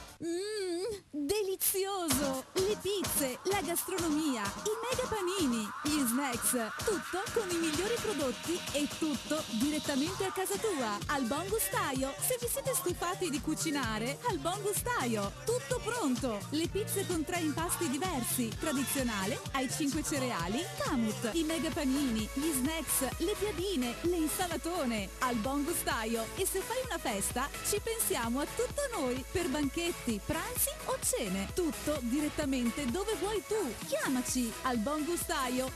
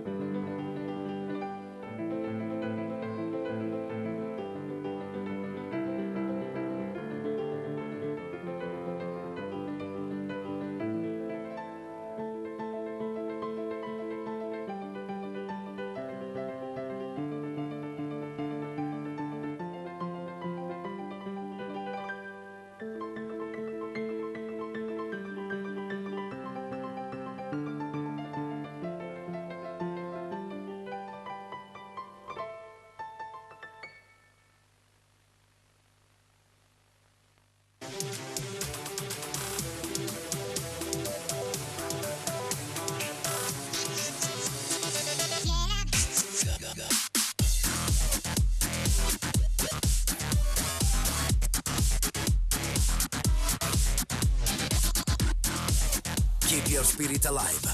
Nuovo RAV4, da sempre il SUV. Oggi diesel da 23.500 euro. Vieni a provare il nuovo RAV4 presso Carini Auto, concessionaria esclusiva Toyota, Viale Treviso 27A, Pordenone. Eccoci qui di nuovo con l'altra domenica allo Sport Tri Veneto in poltrone. C'è qualcuno sto arrivando, che sta passando alle mie spalle. Ero in regia un attimo, abbiamo subito un collegamento, mi sembra Pierantonio Stella, Gemma, è vero? Sì, GP, c'è lui, c'è un gol. Pierantonio, c'è un gol, raccontacelo bene. Gol in vantaggio della Sacilese. Benissimo. 24esimo del primo tempo, è un'azione orchestrata sulla destra da Fraccaro per Manucci che va sul fondo, cross e preciso il colpo di testa di Paladin, il giovane Alberto Paladin, al suo quarto gol stagionale che non ha lasciato scampo di testa al portiere del Mezzocorona. Un vantaggio per il momento direi tutto sommato meritato, la Sacilese si era già resa pericolosa con Fabbro dopo 10 minuti, anche se poi aveva subito la replica da parte della formazione trentina con un colpo di testa di Brugger da azione d'angolo. Pierantonio, diciamo che se continua così, no, questa giornata, ci sarà il secondo campionato di Serie D perché voi il Belluno state prendendo il volo rispetto alle vostre inseguitrici, perché anche il Belluno è in vantaggio, mentre le altre sono tutte ferme, quindi voi andreste a 32, il Belluno a 33, mentre il Giorgione andrebbe a 29 e l'Este a 28, quindi diciamo che comincereste un po' ad allontanarvi. Un'ulteriore frattura della classifica. Esatto, sì. E sarebbe molto bello secondo me che voi arrivaste a giocarvi appunto i play-off alla terza, diciamo alla seconda posizione, perché ovviamente la prima sarà o Marano o Pordenone, questo è chiaro. Senza dubbio, senza dubbio. Pierantonio, ti ringrazio naturalmente, ci sentiamo più tardi per eventuali aggiornamenti. A più tardi, grazie. Grazie mille, quindi io direi che ricapitoliamo la Serie D perché sono successe parecchie cose. Allora, quando siamo più o meno al 30° del primo tempo, Giorgione Sanvitese 0-0, Marano Dro 1-0, a Mezzocorona, Sacilese Mezzocorona 0-1, Pordenone Montebelluna sospesa, nel senso neanche mai cominciata. Tamai Este 0-0, Triestina Fersina Pergenese 1-0, Trissino Valdagno Belluno 0-1, La Fenadora San Paolo Padova 1-0, Vittorio Falmec Fincantieri Monfalcone 0-0. Vediamo Gemma chi c'è in diretta. C'è Dario Perosa. Eccolo qua, Dario, allora com'è la situazione? Allora, prima di tutto dimmi di nuovo il risultato di Mezzocorona perché hai detto Mezzocorona a Mezzocorona, Sacilese Mezzocorona 0-1. Allora ho sbagliato, scusami, la Sacilese è in vantaggio 1-0 col Mezzocorona. Perfetto, perché sai, noi siamo qui della destra tagliamento, ci interessa sapere bene quello che è successo. Ecco, allora, qui la situazione è questa, adesso è uscito Nichele, che è il numero 8 del Pordenone, insieme a un addetto per dare un'occhiata al campo. L'arbitro invece, il signor Papalini, ha detto che entro le 15:15 effettuerà un nuovo sopralluogo per vedere se la palla rimbalza in ogni settore del campo. Quindi a questo momento non sappiamo ancora quello che sta succedendo, attendiamo questo nuovo sopralluogo e intanto andremo avanti, tutto al più chiuderemo in notturna. Voi fino a che ora andate avanti questa sera? Mezzanotte, mezzanotte e mezza? No, fino alle 17, Dario. Fino alle 17, quindi siamo già probabilmente ai limiti del tempo se vorrete conoscere l'eventuale risultato finale, qualora il signor Papalini decida di bagnarsi i piedi. No, posso chiederti una cosa, Dario, ma in questo momento a Pordenone sta continuando a piovere o è smesso? Guarda, sta gocciolando rispetto a quello che era da quello che era stamattina, di quello che è stato questa notte, tu lo sai. Che stamattina tirava acqua di brutto. No, ma la mia domanda è, tu che poi conosci molto bene il campo regge. Regge. Ecco, questa è perché come fa a migliorare se sta continuando a piovere? Ecco, l'unica preoccupazione qui della società e anche di chi ama il Pordenone è che l'arbitro cominci a far giocare la partita e poi magari il campo rovinato, allora sì che la palla al limite non rimbalza più, forse chi lo sa, allora decida di sospendere la gara, per cui il danno è anche la beffa, il danno al campo è la beffa. Ma non è tanto il fatto che faccia giocare o non faccia giocare, è che decida, o ci fa restare qui e si comincia la partita o manda tutti a casa oppure al chiosco, vedi tu insomma come preferisci. Meglio il chiosco secondo me. Ecco, sì, che così ci riscaldiamo dalla lunga e gelida attesa. Bene Dario, allora io direi a questo punto ci aggiorniamo alle 3:15. Sì, d'accordo. Benissimo. Okay. A dopo. A dopo, grazie. Salve. Vediamo se abbiamo in collegamento, andiamo a vedere cosa sta succedendo a Cervignano, la finale di Coppa Italia Eccellenza tra Kras Repen e Kions. Penso che abbiamo una persona conosciuta in studio. Matteo Pertoldi, ci sei? No, mi sembra che è caduto. Beh, ma può succedere perché effettivamente a Cervignano c'è questa finale di Coppa Italia, quindi saranno sicuramente tanti corrispondenti, tutti coi telefonini. Il campo era allagato? Però è un campo, va detto Giovanni, che tiene il bagnato, nel senso che di quello che ricordo io a Cervignano su questo campo, proprio sul nuovo campo, non mi risulta che non sia mai stata sospesa una partita se non per nebbia, perché il terreno è fatto come si dice a schiena d'asino e dunque tecnicamente drena molto bene il campo. Sentiremo se riusciamo Mi conferma a Bolfoni? collegarci? Lei mi conferma Bolfoni? Sono d'accordo. Bene, grazie. No, sono d'accordo perché... Un attimo Presidente che abbiamo il collegamento. Mattia? Prego. Mattia ci sei? No, non c'è. Forse no. No, è caduto di nuovo. Niente. Presidente, diceva. Cervignano, come diceva Omar, è un campo che normalmente si gioca anche in condizioni abbastanza difficili. Ieri e anche stamattina era allagato. Ecco. Allagato. Poi chiaramente se continua a piovere nella maniera in cui piove in questo momento, io sono arrivato qui che veramente diluviava, quindi a questo punto bisogna vedere in che condizioni è. Certo, ecco. certo. Non penso diciamo che prima della arbitro... partita, il primo collegamento diceva che il campo, no Eddie, non era malissimo. Tuo figlio ci diceva che non era malissimo il campo, poi ovviamente gara, poi anche dal fatto che... Torniamo col nostro amico Enzo Barbaresco. Allora, questo arbitro che dopo 30 e passa minuti, un attimo che vediamo, mi perdoni Enzo? Sentiamo dei rumori dalla regia. Pronto? Pronto, ciao da Cervignano per la finale di Coppa Italia. Mattia, allora raccontaci come sta andando. Sta andando che il Chios vince 2-1, un bellissimo primo tempo nonostante le condizioni del campo sono andate via via peggiorando, è più una partita quasi di football che di calcio. Doppietta di Faciulli, vantaggio dei pordenonesi al nono, con Francesco abile a sgusciare sulla difesa Carsolina, esattamente tra Travgui e Traspetic, sinistro al volo. Portiere Carsolino D'Agnolo non proprio eccezionale nella respinta, più l'estero di tutti i Faciulli a fare 1-0. Da quel momento cresce il Cras, sfiora il pareggio in più occasioni fino a quando al 22esimo minuto su imbeccata dalla destra Zlogar, l'ex pordenonese, salta più in alto di tutti e timbra il punto del pari. Un pareggio che produrrà esattamente 2 minuti fino al 24esimo, cioè quando su una punizione di Vriz Faciulli viene clamorosamente lasciato da solo, libero di svettare e di segnare la doppietta personale che vale al momento il vantaggio della formazione di Vittore. Da segnalare una clamorosa occasione fallita da Corvaglia, comunque il migliore dei suoi fino a questo momento del Cras, poco più di 60 secondi fa, quando a tu per tu con Guiotto ha sparato alto.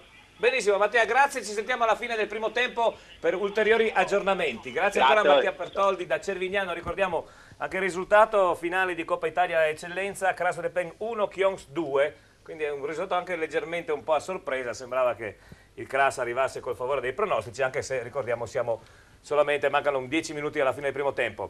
Allora, torniamo a parlare con Enzo. Questo arbitro, come dicevamo prima del collegamento, che non decide ancora se giocare o meno. No, cioè non prende una decisione, non è che dice... Ma diciamo che... ai suoi tempi, ad esempio. Facciamo sempre il regolamento non è cambiato, ma rimane sempre lo stesso. Viene stabilito un po' un discorso di buon senso assieme ai capitani delle due società. Può darsi che siano gli stessi due capitani delle società a dire aspettiamo un po' per vedere se cessa la pioggia o se eventualmente c'è un assorbimento del terreno. Certo. Ecco, non è mai una decisione univoca da parte dell'arbitro solo, anche se il regolamento dice che deve essere lui comunque a decidere. Può darsi che una squadra vuole giocare e l'altra non vuole giocare, quindi c'è un attimo di attesa e di conseguenza questi minuti possono servire per determinare eventualmente una volontà specifica nella decisione. In sostanza. Anche perché credo che sia magari per certi aspetti più interesse delle società giocare o meno, l'arbitro alla fine prende in considerazione quello che è il giudizio. Noi non sappiamo, una società può avere 3-4 titolari che mancano. Può essere una ragione per non voler giocare, no? Quindi temporeggia un pochino, eccetera. Però se le due società per ipotesi dicessero giochiamo, non sono certo io che mi oppongo in sostanza. Quindi sarebbe già cominciata, lei dice se i due... Poi c'è il controllo del campo con la palla. È chiaro che se io faccio rimbalzare la palla dove ci sono delle belle pozzanghere, questa non rimbalza, però non è detto che se in certi luoghi la palla non rimbalza il terreno non sia praticabile. Certo. Certo. E comunque se permetti Giovanni, se permette anche Barbaresco, Perugia-Juventus fa ancora oggi scuola, perché ricordiamoci che lì Collina andò oltre il termine del regolamento e fece qualcosa che oggi si dice: se quella partita si è giocata si può giocare dove si vuole. Era una partita impossibile quella, no? Perché conosciamo bene il campo lì di Perugia, era Perugia. A proposito, è stata rinviata Giorgione Sanvitese, penso per ragioni simili. Abbiamo assistito a quella partita, effettivamente c'era una pioggia veramente scrosciante, una cosa proprio impossibile, quindi si voleva determinare quasi una volontà al di là di un certo contesto regolamentare. Poi è andata come che è andata, ma non è certo che quella partita possa fare scuola. Oh, ma anche Galatasaray-Juventus un mese fa, la stessa cosa. È vero. Lì forse entrano in campo, ne parliamo tra poco, altri ragionamenti, a parte giocare a calcio o meno. Certo. Abbiamo un collegamento, Gemma. Sì, in diretta dal chiosco abbiamo ripescato Roby Visentin per Vittorio Falec, Fincantieri Monfalcone. Buon anno Roberto! Senti, Roberto, com'è? Allora, prima di tutto il risultato. Bellissimo. Abbiamo appena sbagliato un gol grande come una casa. Accidenti. Sì, ti stiamo ascoltando, quindi siamo ancora 0-0, Vittorio Veneto? 0-0, sì, fino a un attimo fa 0 tiri in porta da una parte e dall'altra. Sì. E adesso ha avuto l'occasione solo davanti al portiere a Campora e l'ha tirata proprio sul portiere. Strano, perché a Campora è il vostro goleador, no? Sì, esatto. Poteva metterla da tutte le parti e l'ha messo proprio nel posto sbagliato. Vabbè, dai. Com'è la situazione meteorologica, Roberto, Vittorio? Si riesce a giocare o giocate in un pantano? Allora sì, il campo è decisamente allentato, però molto meglio di come era quando siamo arrivati. Quindi è migliorato. All'1:15 circa, gli arbitri sono arrivati in quel momento, sono andati sul campo ancora vestiti in borghese, hanno fatto saltare il pallone ed era al limite, però stava ancora piovendo molto. Invece dopo c'è stata la pioggia, è venuto un po' di vento e quindi si è abbastanza asciugato. Bene Roberto, senti, ci racconti il menù del vostro chiosco in trasferta oggi? Allora il chiosco itinerante si è mosso in maniera anche più corposa delle altre volte, perché hanno affittato una corrierina un po' più capiente. Sotto la corriera ci sono 2 o 3 tavoli già ben forniti di ogni pietanza.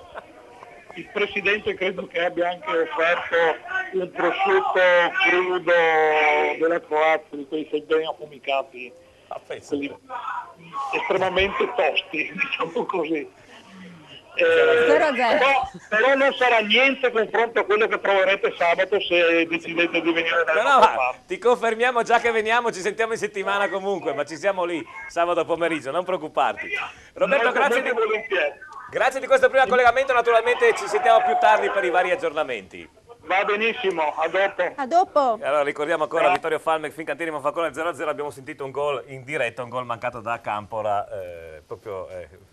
meno male che non ci scappa mai, no? Si trattiene sempre, Roberto. Si trattiene all'ultimo momento. Ecco, Pareggio del Mezzocorona. Attenzione, pareggio del Mezzocorona. Con la Sacilese. Infatti, GP abbiamo in linea Pierantonio Stella. Pierantonio, cosa è successo? Il vantaggio della Sacilese è durato appena 6 minuti perché il Mezzocorona ha trovato il pareggio su un calcio di rigore molto contestato, oltretutto per un fallo in scivolata di Baggio sull'attaccante del Mezzocorona Peter Mayer.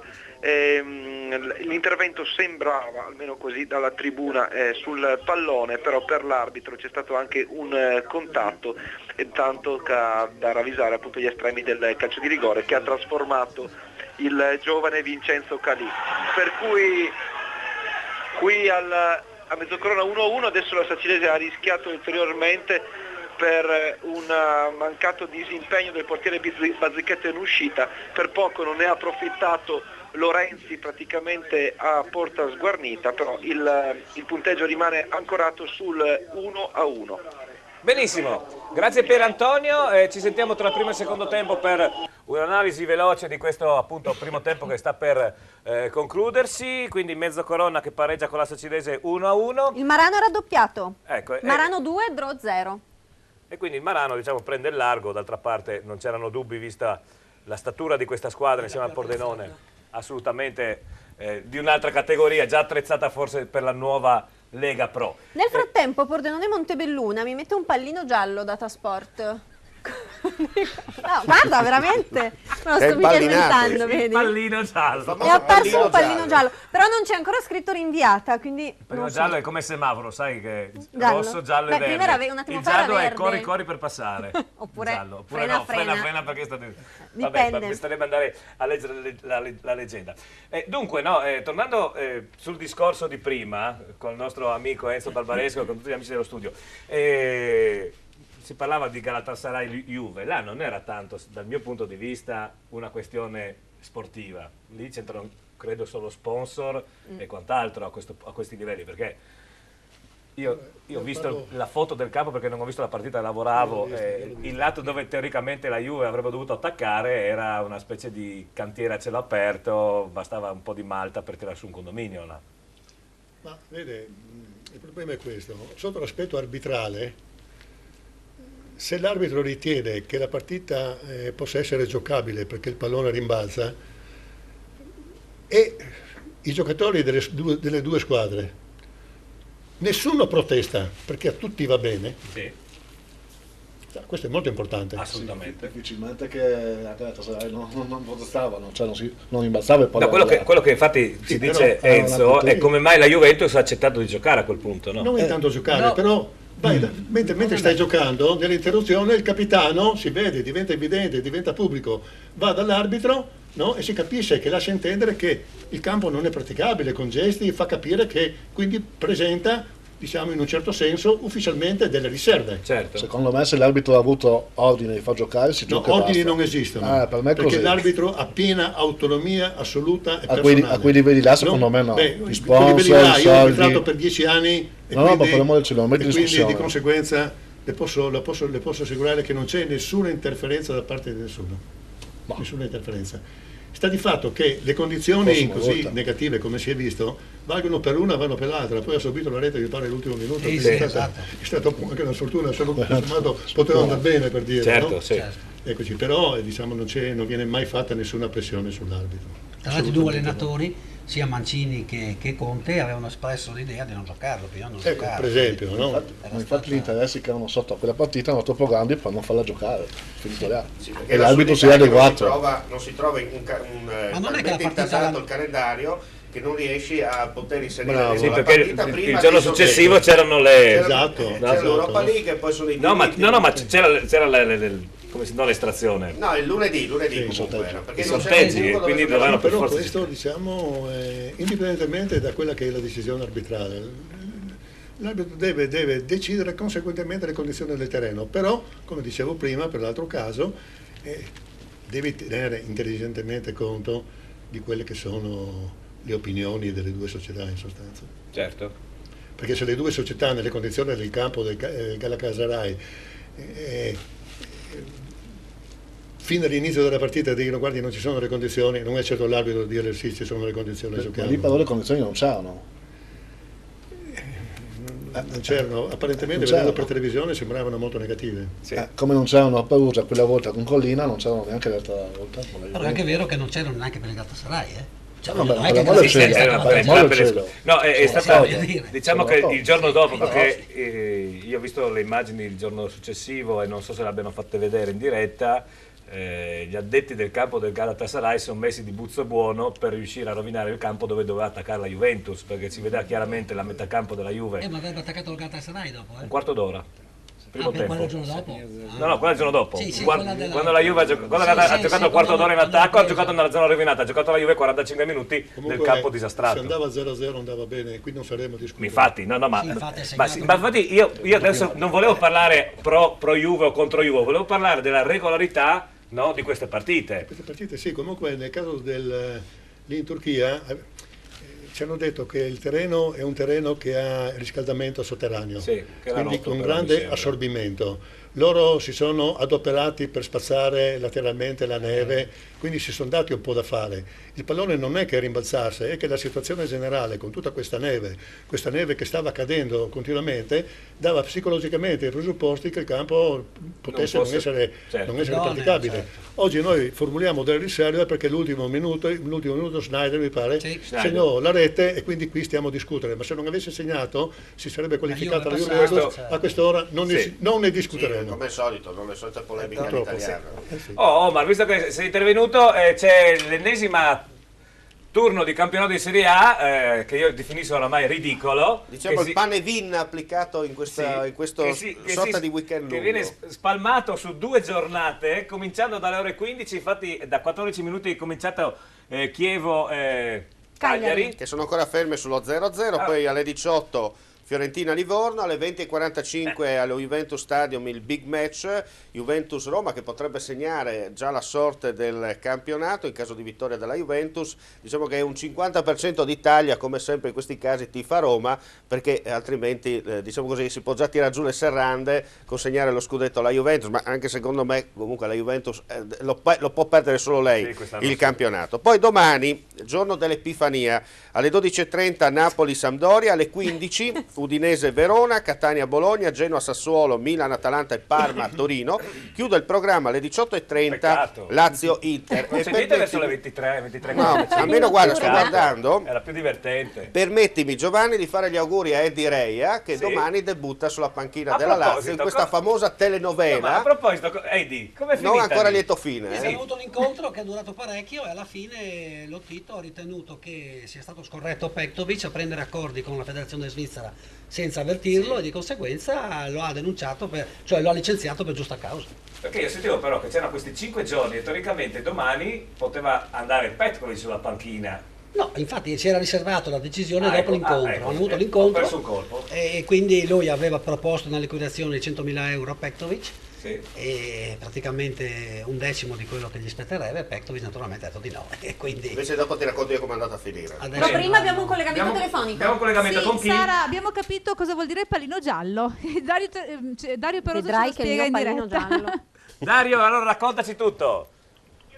Allora, 14:30, fuso orario di Nuoro, corrispondente qui da noi alle 15:17, iniziata la partita Pordenone-Montebelluna. Il signor Papalini insieme ai capitani ha fatto il suo ultimo sopralluogo, la palla rimbalzava esattamente come all'inizio, non meglio, non poteva del resto rimbalzare meglio, e ha deciso a questo punto che si poteva cominciare a giocare. Stiamo giocando da 2 minuti, ovviamente il risultato è di 0-0, il Pordenone è sceso in campo con Careri, Migliorini, Pramparo, Buratto, Nicolini, Ruopolo, Dionisi, Nichele, Zubin, Zanardo e Bearzotti.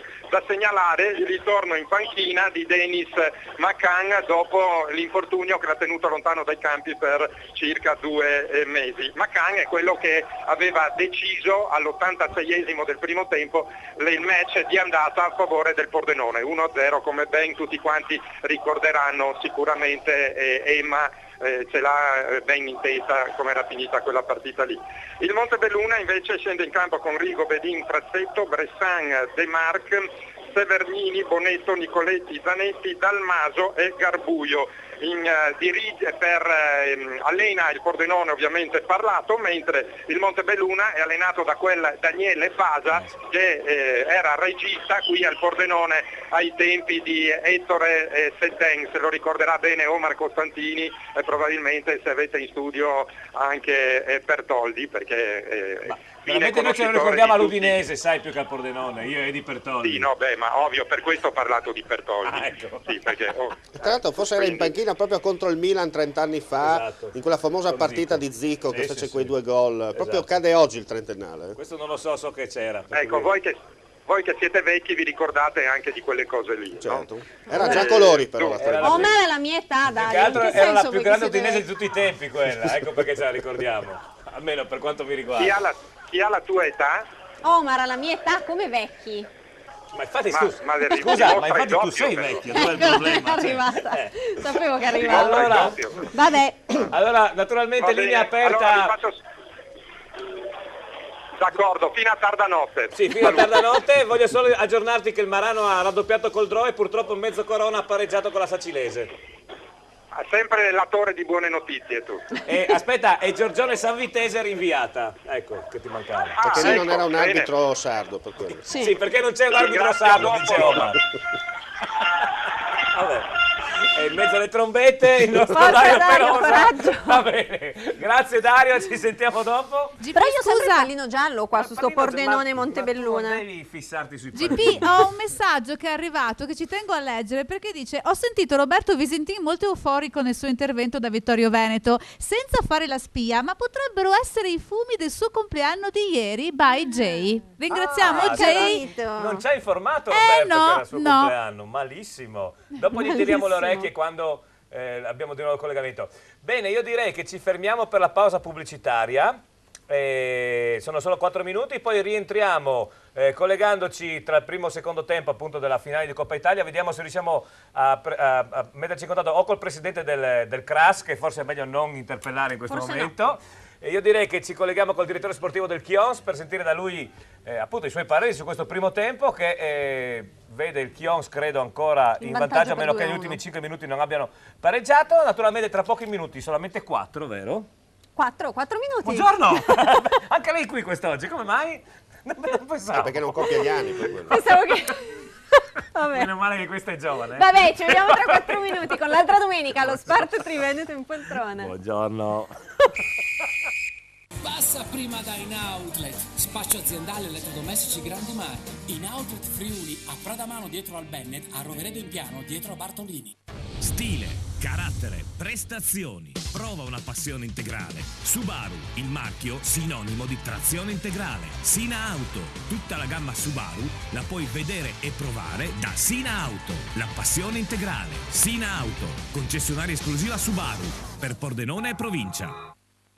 Noi vi vogliamo sorridenti. Ottoboni Dental Clinic. Siamo un'equipe di professionisti. Vi offriamo i servizi più evoluti per la cura e la salute del vostro sorriso. Ottoboni Dental Clinic. Le nostre cure dentali sono garantite nel tempo, in un contesto rilassante, per offrirvi il trattamento più efficace. Ottoboni Dental Clinic. Noi vi vogliamo sorridenti. Ottoboni Dental Clinic. Passione per il sorriso. In centro a Pordenone, in piazzetta Ottoboni 4C. Fissa un appuntamento senza impegno telefonando allo 0434 27 28 6.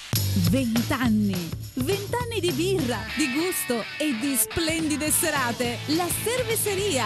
Ma che birreria! È la Cerveseria. Squisite specialità come il panin con rosto, la nostra nuova specialità. E poi galletto ai ferri, il mega würstel, lo stinco alla bavarese, il cosciotto e la lubianska. 20 anni di Cerveseria. Tanti tipi di birra per i gusti più esigenti. La Cerveseria in Viale Madonna di Rosa a San Vito al Tagliamento. L'amore per il verde, la passione per i colori. Giardino Fiorito, una vasta scelta di piante e fiori. Il posto ideale per trovare tutti i prodotti per la cura delle vostre piante e la cura del vostro verde. Giardino Fiorito, anche una vasta gamma di piante da orto e stagionali, terricci, vasi in plastica e terracotta. Dove c'è verde, c'è Giardino Fiorito. A Porcia, via Sant'Antonio 18, sulla statale Pontebana. Delizioso! Le pizze, la gastronomia, i mega panini, gli snacks, tutto con i migliori prodotti e tutto direttamente a casa tua, al Buon Gustaio. Se vi siete stufati di cucinare, al Buon Gustaio, tutto pronto. Le pizze con 3 impasti diversi, tradizionale, ai 5 cereali, Camut, i mega panini, gli snacks, le piadine, le insalatone, al Buon Gustaio. E se fai una festa, ci pensiamo a tutto noi, per banchetti, pranzi o cene. Tutto direttamente dove vuoi tu. Chiamaci al Buon Gustaio.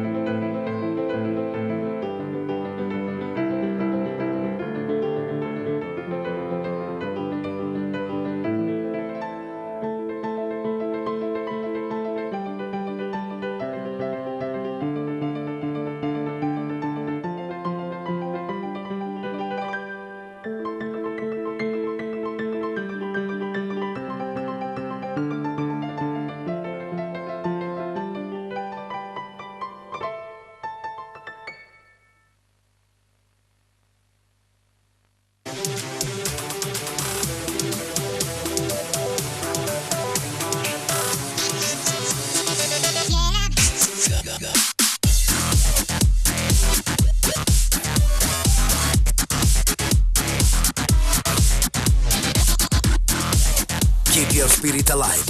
Nuovo RAV4, da sempre il SUV. Oggi diesel da 23.500 euro.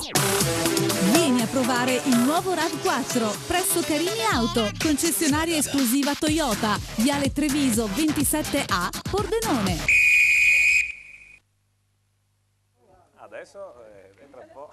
L'altra domenica allo Sport Triveneto in poltrona, No, punizione per chi rientra tardi in Io studio. vorrei inquadrare lo studio in questo momento che è eccezionale. Punizione corporale. Prego, dottor Sinkovic, si accomodi. Mi faccia Eccoli là. un passo, Proprio- come cavolo ok. si chiamano? Ma sì, ma Esatto.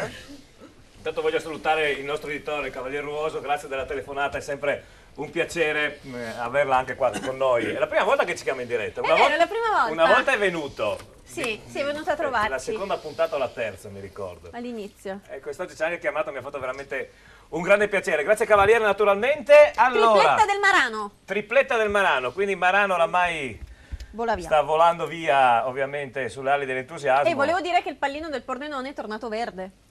Questo è molto importante, sapere che il pallino del Pordenone è tornato verde, È tornato praticabile il... ha cambiato il pomeriggio a un sacco di telespettatori e Vero? telespettatrici. Lo so. Allora, vediamo se siamo in collegamento con Mattia Pertoldi. Aspetta, No, non so. raddoppio anche della Fenadora, 2-0 sul San Paolo Padova. E questo è un risultato abbastanza clamoroso, Sì. visto le due posizioni di classifica. La Fenadora è nelle retrovie della Serie D, mentre invece il San Paolo Padova è a 25 punti, la Fenadora ne ha 18, stranissimo questo scivolone del San Paolo Padova. D'altra parte il campionato di Serie D quest'anno è un po' particolare, no? Tolte le prime due squadre, tolta l'ultima, Sì. le altre sono tutte un po' lì, adesso piano piano appunto Belluno e Sacilese stanno uscendo rispetto alle altre, ma come ci diceva all'inizio del campionato il nostro amico avvocato Maurizio Mazzarella, togli due squadre in Serie D, sono un campionato veramente di pessimo livello.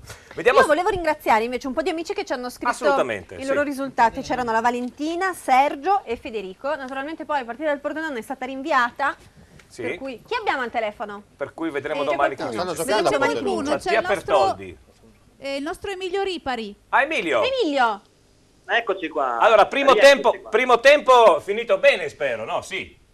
Sì, il primo tempo è finito bene, la pioggia continua a cadere in maniera incessante, piuttosto fitta, la fascia qui sotto la nostra tribuna somiglia per larghi tratti più a una piscinetta che a un terreno di gioco, però per il momento si va avanti anche perché nelle restanti zone di campo la palla corre abbastanza bene. Chiaramente le difese è meglio che non rischino a fare passaggi orizzontali perché il pallone minaccia di inchiodarsi da un momento all'altro. Per questo motivo in area di rigore la Triestina ha fallito un paio di volte l'opportunità per raddoppiare, anche perché il gol, come detto in cronaca, nel collegamento precedente l'aveva trovato subito la squadra di Rossitto al primo possesso palla, in pratica pallone all'inizio, palla lanciata in avanti dalle retrovie, sponda di Zetto al volo sulla fascia sinistra, Bussi ha vinto il rimpallo con un avversario entrando in area dalla linea di fondo mancina, passaggio dentro con deviazione di un difensore che ha fatto carambolare la sfera sul corpo del portiere Bonomi ancora a terra, da pochi passi sul tapin è arrivato prima di tutti Godeas che di potenza ha scaraventato la rete che in rete il gol che sta decidendo questa sfida. La risposta della Persina è arrivata al 9 minuto con Corradi, un piatto destro dal limite fuori di non molto, una bella iniziativa del numero 6 Peter Micheli, classe 95, ma grande energia e grande intraprendenza per lui, sicuramente il migliore dei suoi in questo primo tempo. Destina appunto ha avuto 3-4 situazioni invitanti per poter già allargare la forbice e raddoppiare il suo vantaggio, un paio di volte buone chiusure alla disperata della difesa di Improta e un altro paio di volte il terreno di gioco che ha frenato la traiettoria del pallone con Bussi a pochi passi dalla porta pronto per avventare in rete il 2-0, hanno impedito appunto il raddoppio all'Unione. Comunque si mantiene in vantaggio importante, vedendo anche le condizioni del campo che andranno comprensibilmente via via peggiorando, per cui è importante aver sbloccato subito la partita. Gli avversari non sembrano granché, ma la Triestina si sa, in più di una circostanza quest'anno si è complicata la vita da sola e non deve assolutamente farlo nel secondo tempo. Due piccolissime note di cronaca per chiudere: il cambio forzato, uno per parte, al 39esimo è uscito per infortunio, speriamo non grave, Luca Piscopo, il difensore di fatto più in forma nel pacchetto arretrato all'Abardato, al suo posto Cesare Parini, classe 93, mentre nel primo dei 4 minuti di recupero concessi da Zingrillo di Seregno è uscito l'attaccante Luca Corradi, anche lui vittima di un problema muscolare, sostituito dall'altro attaccante Domenico Spanò. Se non avete altre domande vi restituisco la linea. Perfetto Emilio, grazie di questa cronaca. Anche a Trieste, nonostante lo stadio sia un grande stadio con un grandissimo campo da gioco, anche lì ci sono problemi proprio di gioco sul campo che piano piano sta cedendo, nonostante appunto il Rocco sia sicuramente un campo più alto rispetto alla categoria in cui gioca la Triestina. Ultimamente lo stanno lasciando andare? Lo stanno lasciando un po' andare. Sì. Ma lì in gestione al comune mi sembra, no? E la Triestina paga un affitto. No, non paga niente. No. Non paga niente, benissimo. Abbiamo un collegamento. Sì, GP, abbiamo un collegamento con Alberto Commisso per Tamai Este. Bene, fine del primo tempo, andiamo a Tamai a vedere cosa è successo con il nostro Albertone, pronto? Sì, Giovanni, stavo sentendo del Nereo Rocco che il campo sta un po' smacedendo. Qua invece a Tamai il campo sta tenendo molto bene. Sembra un campo di patate, però sta tenendo abbastanza benissimo. Raccontami come un campo di patate ma sta tenendo molto bene. No, che i giocatori evitano, guarda, è una battuta che ho voluto fare, perché comunque i giocatori riescono ancora a stare in piedi. La buona notizia è che ha smesso di piovere, speriamo adesso che il Sereno faccia insomma da padrona rispetto al maltempo di prima. Sembra sì veramente un campo di patate, infatti l'erba sta via via sta scomparendo, però ha una buona tenuta, i giocatori riescono a stare in piedi, a differenza di una mezz'oretta fa più o meno riescono anche a tenere la palla, a fare appunto delle azioni anche degne di nota. Diciamo che sembra una partita di calcio, Alberto? Sembra più una partita di calcio rispetto a quella partita di pallanuoto, quella che avevamo visto all'inizio. Sì. Comunque no, ecco, terminati i 45 minuti in del primo tempo, il risultato non si è sbloccato, ancora 0-0, ci sono due occasioni degne di nota che vi racconto. Al quarto minuto subito Bolzon con una conclusione del vertice dell'area sinistra ha impegnato Bevilacqua in corner, quindi appunto stiamo parlando del Tamai che ha avuto questa primissima occasione da rete. Al 21esimo invece Mazzeo per la formazione appunto dell'Este è andato vicinissimo al gol, d'ultima posizione ha impegnato Peressini. C'è stata una nota di colore che vi voglio raccontare, la partita è terminata con... di solito siamo abituati a raccontare 1 minuto, 2, 3 di recupero, questa volta l'arbitro addirittura ha fischiato in anticipo di qualche secondo, non vi racconto il pubblico come l'ha presa questa decisione, e che l'ha presa anche lui ad andare sotto la doccia o a ritemperarsi magari con buon tè o altro. Comunque adesso il secondo tempo è ricominciato da 4 minuti circa, situazione 0-0, nessuna sostituzione ancora, vedremo se Dirtig e Zattarik da una parte all'altra provvederanno a effettuare qualche cambio nella speranza che il risultato si sblocchi. Benissimo, grazie Alberto. Naturalmente in tutti i secondi 45 minuti per tenere sempre la linea aperta per farci sapere se il Tamai riesce a sopravanzare appunto l'Este, una squadra molto ostica, anche questa nelle posizioni principali della Serie D. Bene, allora un altro collegamento veloce, sta succedendo tutto adesso? Ce l'abbiamo fatta perché da un po' che ci provavo a beccare Mattia per Toldi.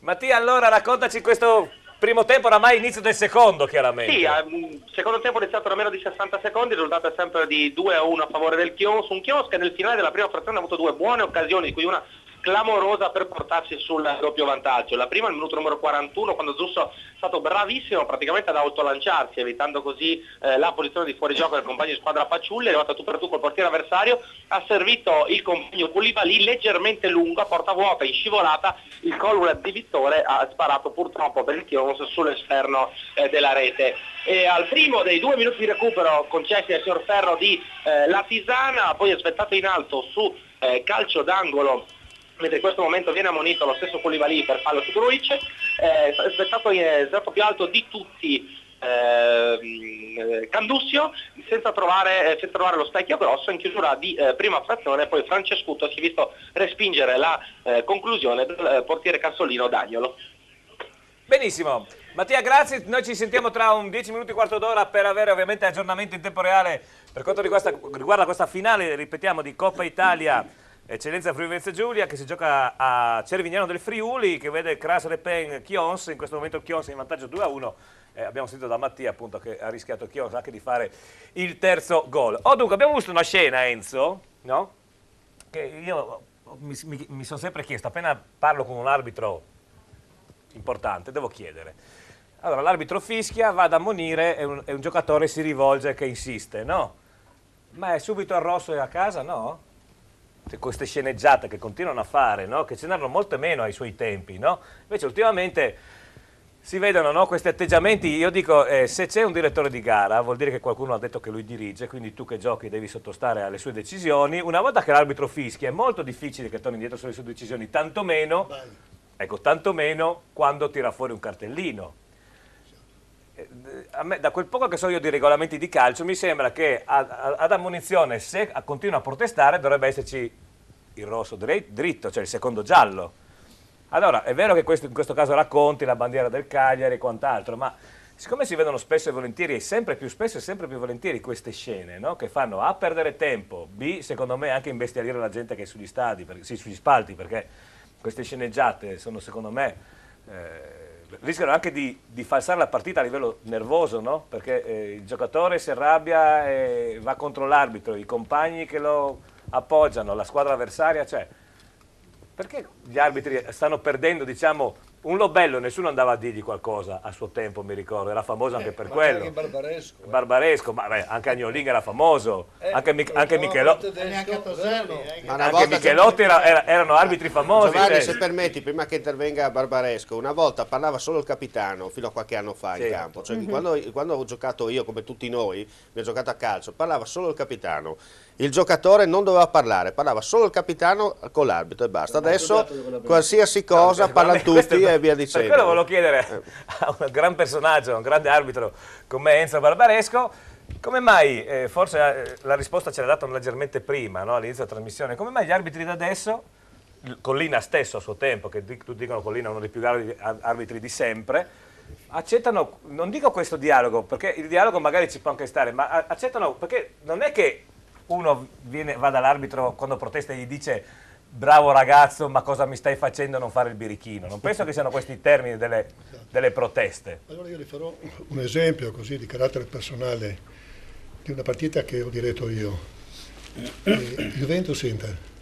Sì, quindi... do un calcio di punizione contro l'Inter e la distanza a Bettega non andava bene. Bettega si è preso su, si è messo a contare i passi. Dico, ha finito? Sì, cartellino rosso. Spogliatoio. Ha direttamente fuori. Ma è ricordoso nei confronti del direttore di gara, cosa del genere. Sì, una mancanza. Sì, ma voglio dire, oggi vorrei vedere quanti arbitri infatti questo che tirano fuori il cartellino. Allora diciamo, l'arbitro sanziona l'ammonizione per il fallo, che a suo parere c'è stata un'entrata un po' irruenta, quindi per placare gli animi in un contesto troppo decisionale, quindi espelle. Una volta, no, espelle, scusi, ammonisce. Se c'è questa reiterata protesta da parte del giocatore, come abbiamo visto, no? Se c'è reiterata protesta, dovrebbe anche espellere. Io non l'accetterei, però deve essere un po' consistente, perché altrimenti dovremmo buttare fuori tutti in sostanza. Capito? Cioè, bisogna tenere conto anche del carattere. Per esempio, questo non succederebbe in Inghilterra, non succederebbe in Germania, perché c'è nell'educazione delle persone un senso etico di comportamento, cosa che normalmente in Italia o in Spagna o in Portogallo c'è l'irruenza che ti porta qualche volta a non accettare la decisione dell'arbitro. Certo. Mi scusi, volevo solo dire così, puntualizzare una cosa. Il vaffa di Totti all'arbitro è uguale al vaffa del giocatore del Chievo? Adesso obiettivamente. Ma guardi, questa è bella. Per Barbaresco sì. Sì, no, ho capito. No, ma adesso lei sa a cosa mi riferisco, no? Perché si è proprio girato verso l'arbitro. Allora, io parlo a titolo personale. Io dico, la più grande soddisfazione per un arbitro poter espellere il grande giocatore trattandolo alle stesse condizioni del piccolo giocatore. Però deve avere una grande personalità, deve avere un grande carattere, dimostrarlo poi nel proseguo della gara. Però lei in qualità di giornalista comprende che non dovrebbe essere nessuna differenza. Lo so, no, ma infatti secondo me è così, però purtroppo vediamo che molte volte non lo è. C'è una tolleranza purtroppo nei confronti dei grandi giocatori. Esatto.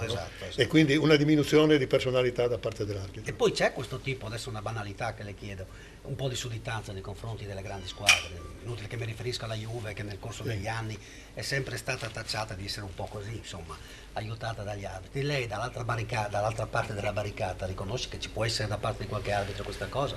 Ma diciamo questo, teoricamente lo sa bene che non dovrebbe assolutamente sussistere, tant'è vero che se dirige una partita dove non ci sono tante contestazioni e che magari la Juventus perde 1-0 in casa, come è successo a me con il Cagliari, tu esci fuori con un grande cuore, con una grande soddisfazione, perché hai diretto bene, non sei stato contestato e la grande squadra praticamente ha perso. In linea generale però bisogna tener conto anche di un fatto, che se tu danneggi una squadra grande e questa trascrive che non ti vuole più, lo so. se non ti trascrive più, se non ti vuole più la Juventus, non ti vuole più il Milan, non ti vuole più l'Inter, tu devi andare a arbitrare soltanto il Chievo, il Catania e quant'altro, no?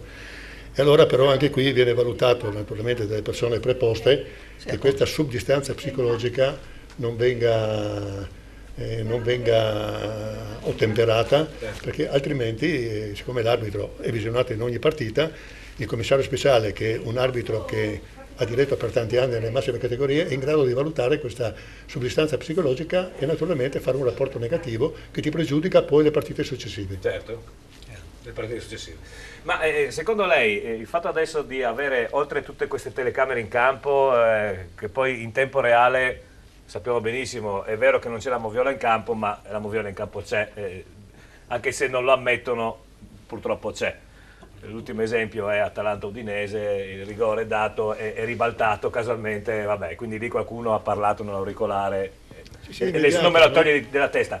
Ma il fatto di avere poi tanti assistenti adesso, che secondo me in 5 capiscono meno che in 3 prima, beh sì, la dimostrazione purtroppo sono i casi che succedono. Non può essere anche questo che fa sì che un arbitro come ai vostri tempi non riesca ad arrivare a certi livelli? Il fatto di essere troppi in campo, il quarto uomo? Ma vede, ogni posizione dell'arbitro sul terreno di gioco ha una funzione ben specifica. Certo. Quelli che sono sulle linee di fondo hanno esclusivamente l'impegno, l'obbligo, il compito di valutare se la palla è completamente entrata sul terreno di gioco o meno. Quella è l'incombenza specifica. Sì. Mentre invece il rapporto di collaborazione avviene con i due guardalinee, che comunque sono a distanza di 40-45 metri o 70, eccetera. Quindi qui c'è una certa comunicazione, no? Però, ripeto, allora i due guardalinee che sono sulle linee di fondo già li eliminiamo per certi aspetti, perché hanno una funzione ben specifica. Per il resto siamo come sempre, come eravamo nel passato in sostanza. Quindi non è vero come... Prego Luigi. No, volevo intervenire in quanto Enzo sa benissimo che vengo fuori da una famiglia di arbitri, no? Tuo padre e naturalmente ne conosco molto bene certe faccende, anche dal lato psicologico. Ma la domanda fatta prima dal signore Enzo per quanto riguarda gli arbitri di prima e di oggi.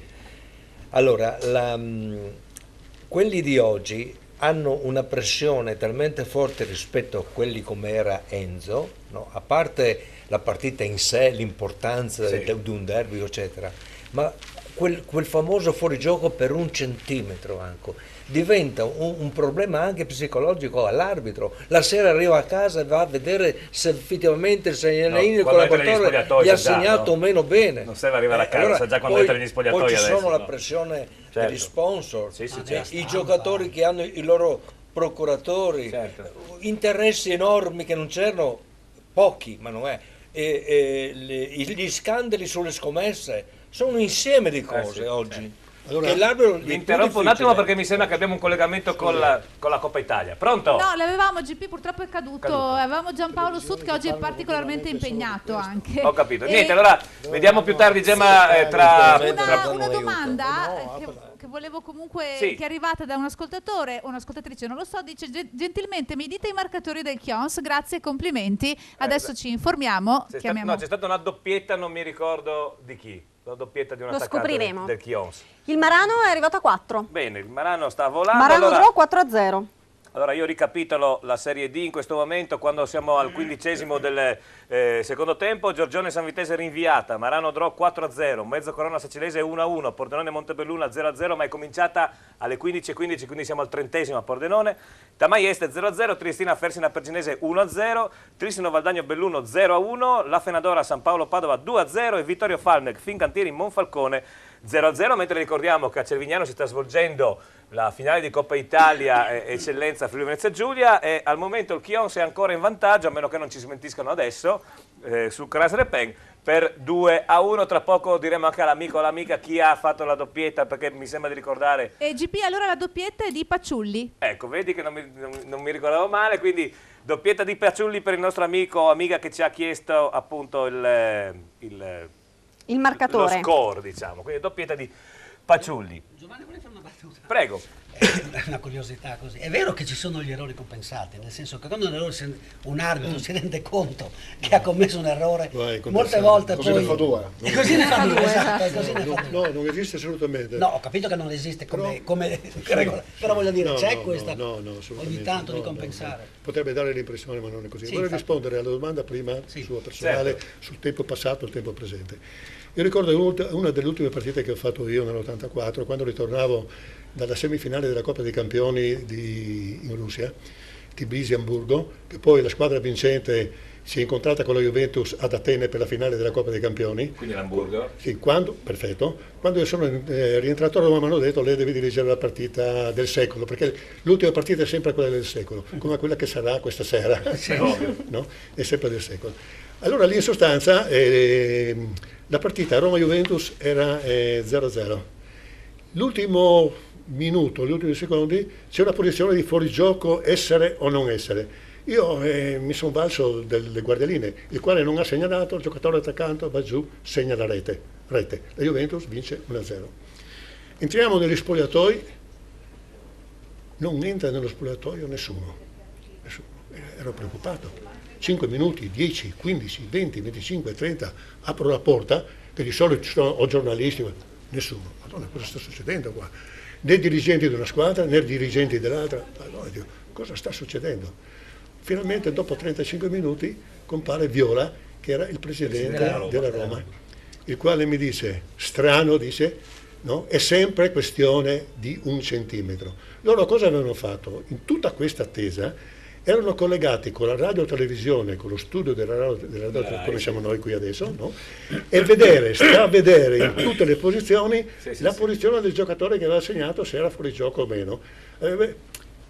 Per un'inerzia era stato ritenuto valido il giocatore, però è stata mezz'ora d'attesa, cosa che oggi sarebbe impossibile, perché con tutte quelle televisioni che abbiamo è immediato, come dice lei giustamente, addirittura nell'immediatezza, insomma, sai qual è stata la decisione giusta.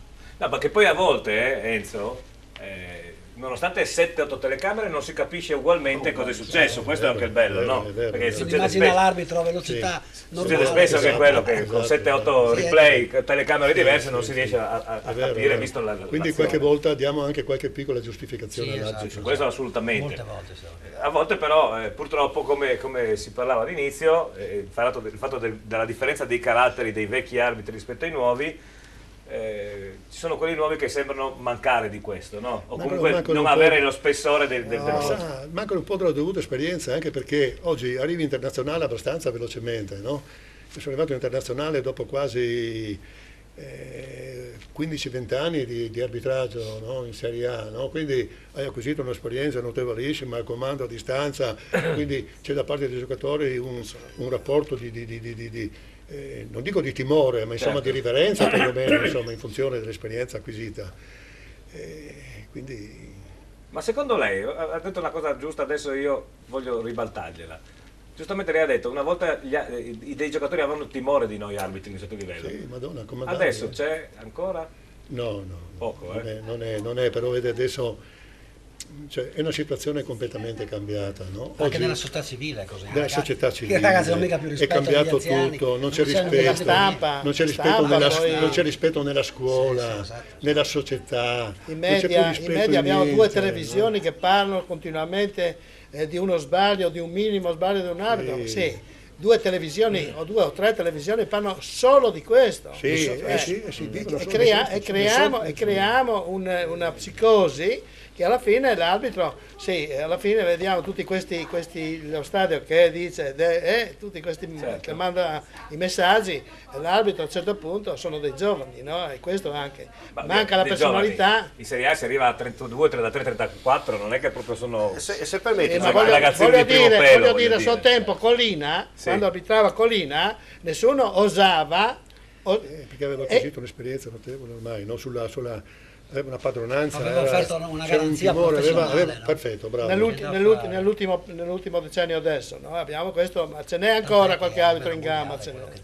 Ma di italiani, magari stranieri, sì. Il Ma... livello è sceso. Mi sono trovato una sera Prego, a cena qualche mese fa con Bruno Pizzul, Civoli, Bisotto ed altri. E parlando ho detto a Civoli, senta, mi dà l'impressione a me che quando lei è in trasmissione con i ex giocatori nazionali, quelli che non se ne intendono del regolamento di calcio, ha ragione, mi ha detto. Abbiamo gente che va per televisione e non sa il regolamento del calcio. No, ma il 90% delle persone che fanno calcio che non sanno. Allora, io dico, ditemi l'eccezione del fuorigioco.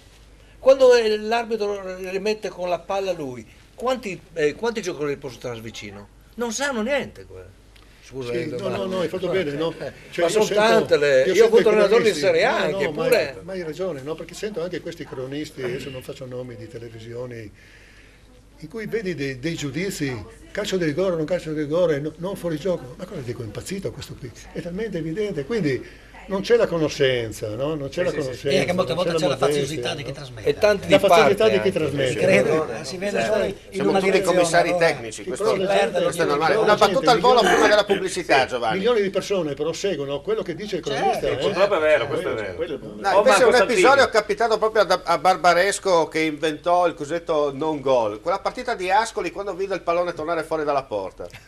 No, quello è stato un episodio anche abbastanza simpatico, no? Nel senso che c'era una raccattapalle vicino ai pali della porta, vicino al palo della porta proprio, no?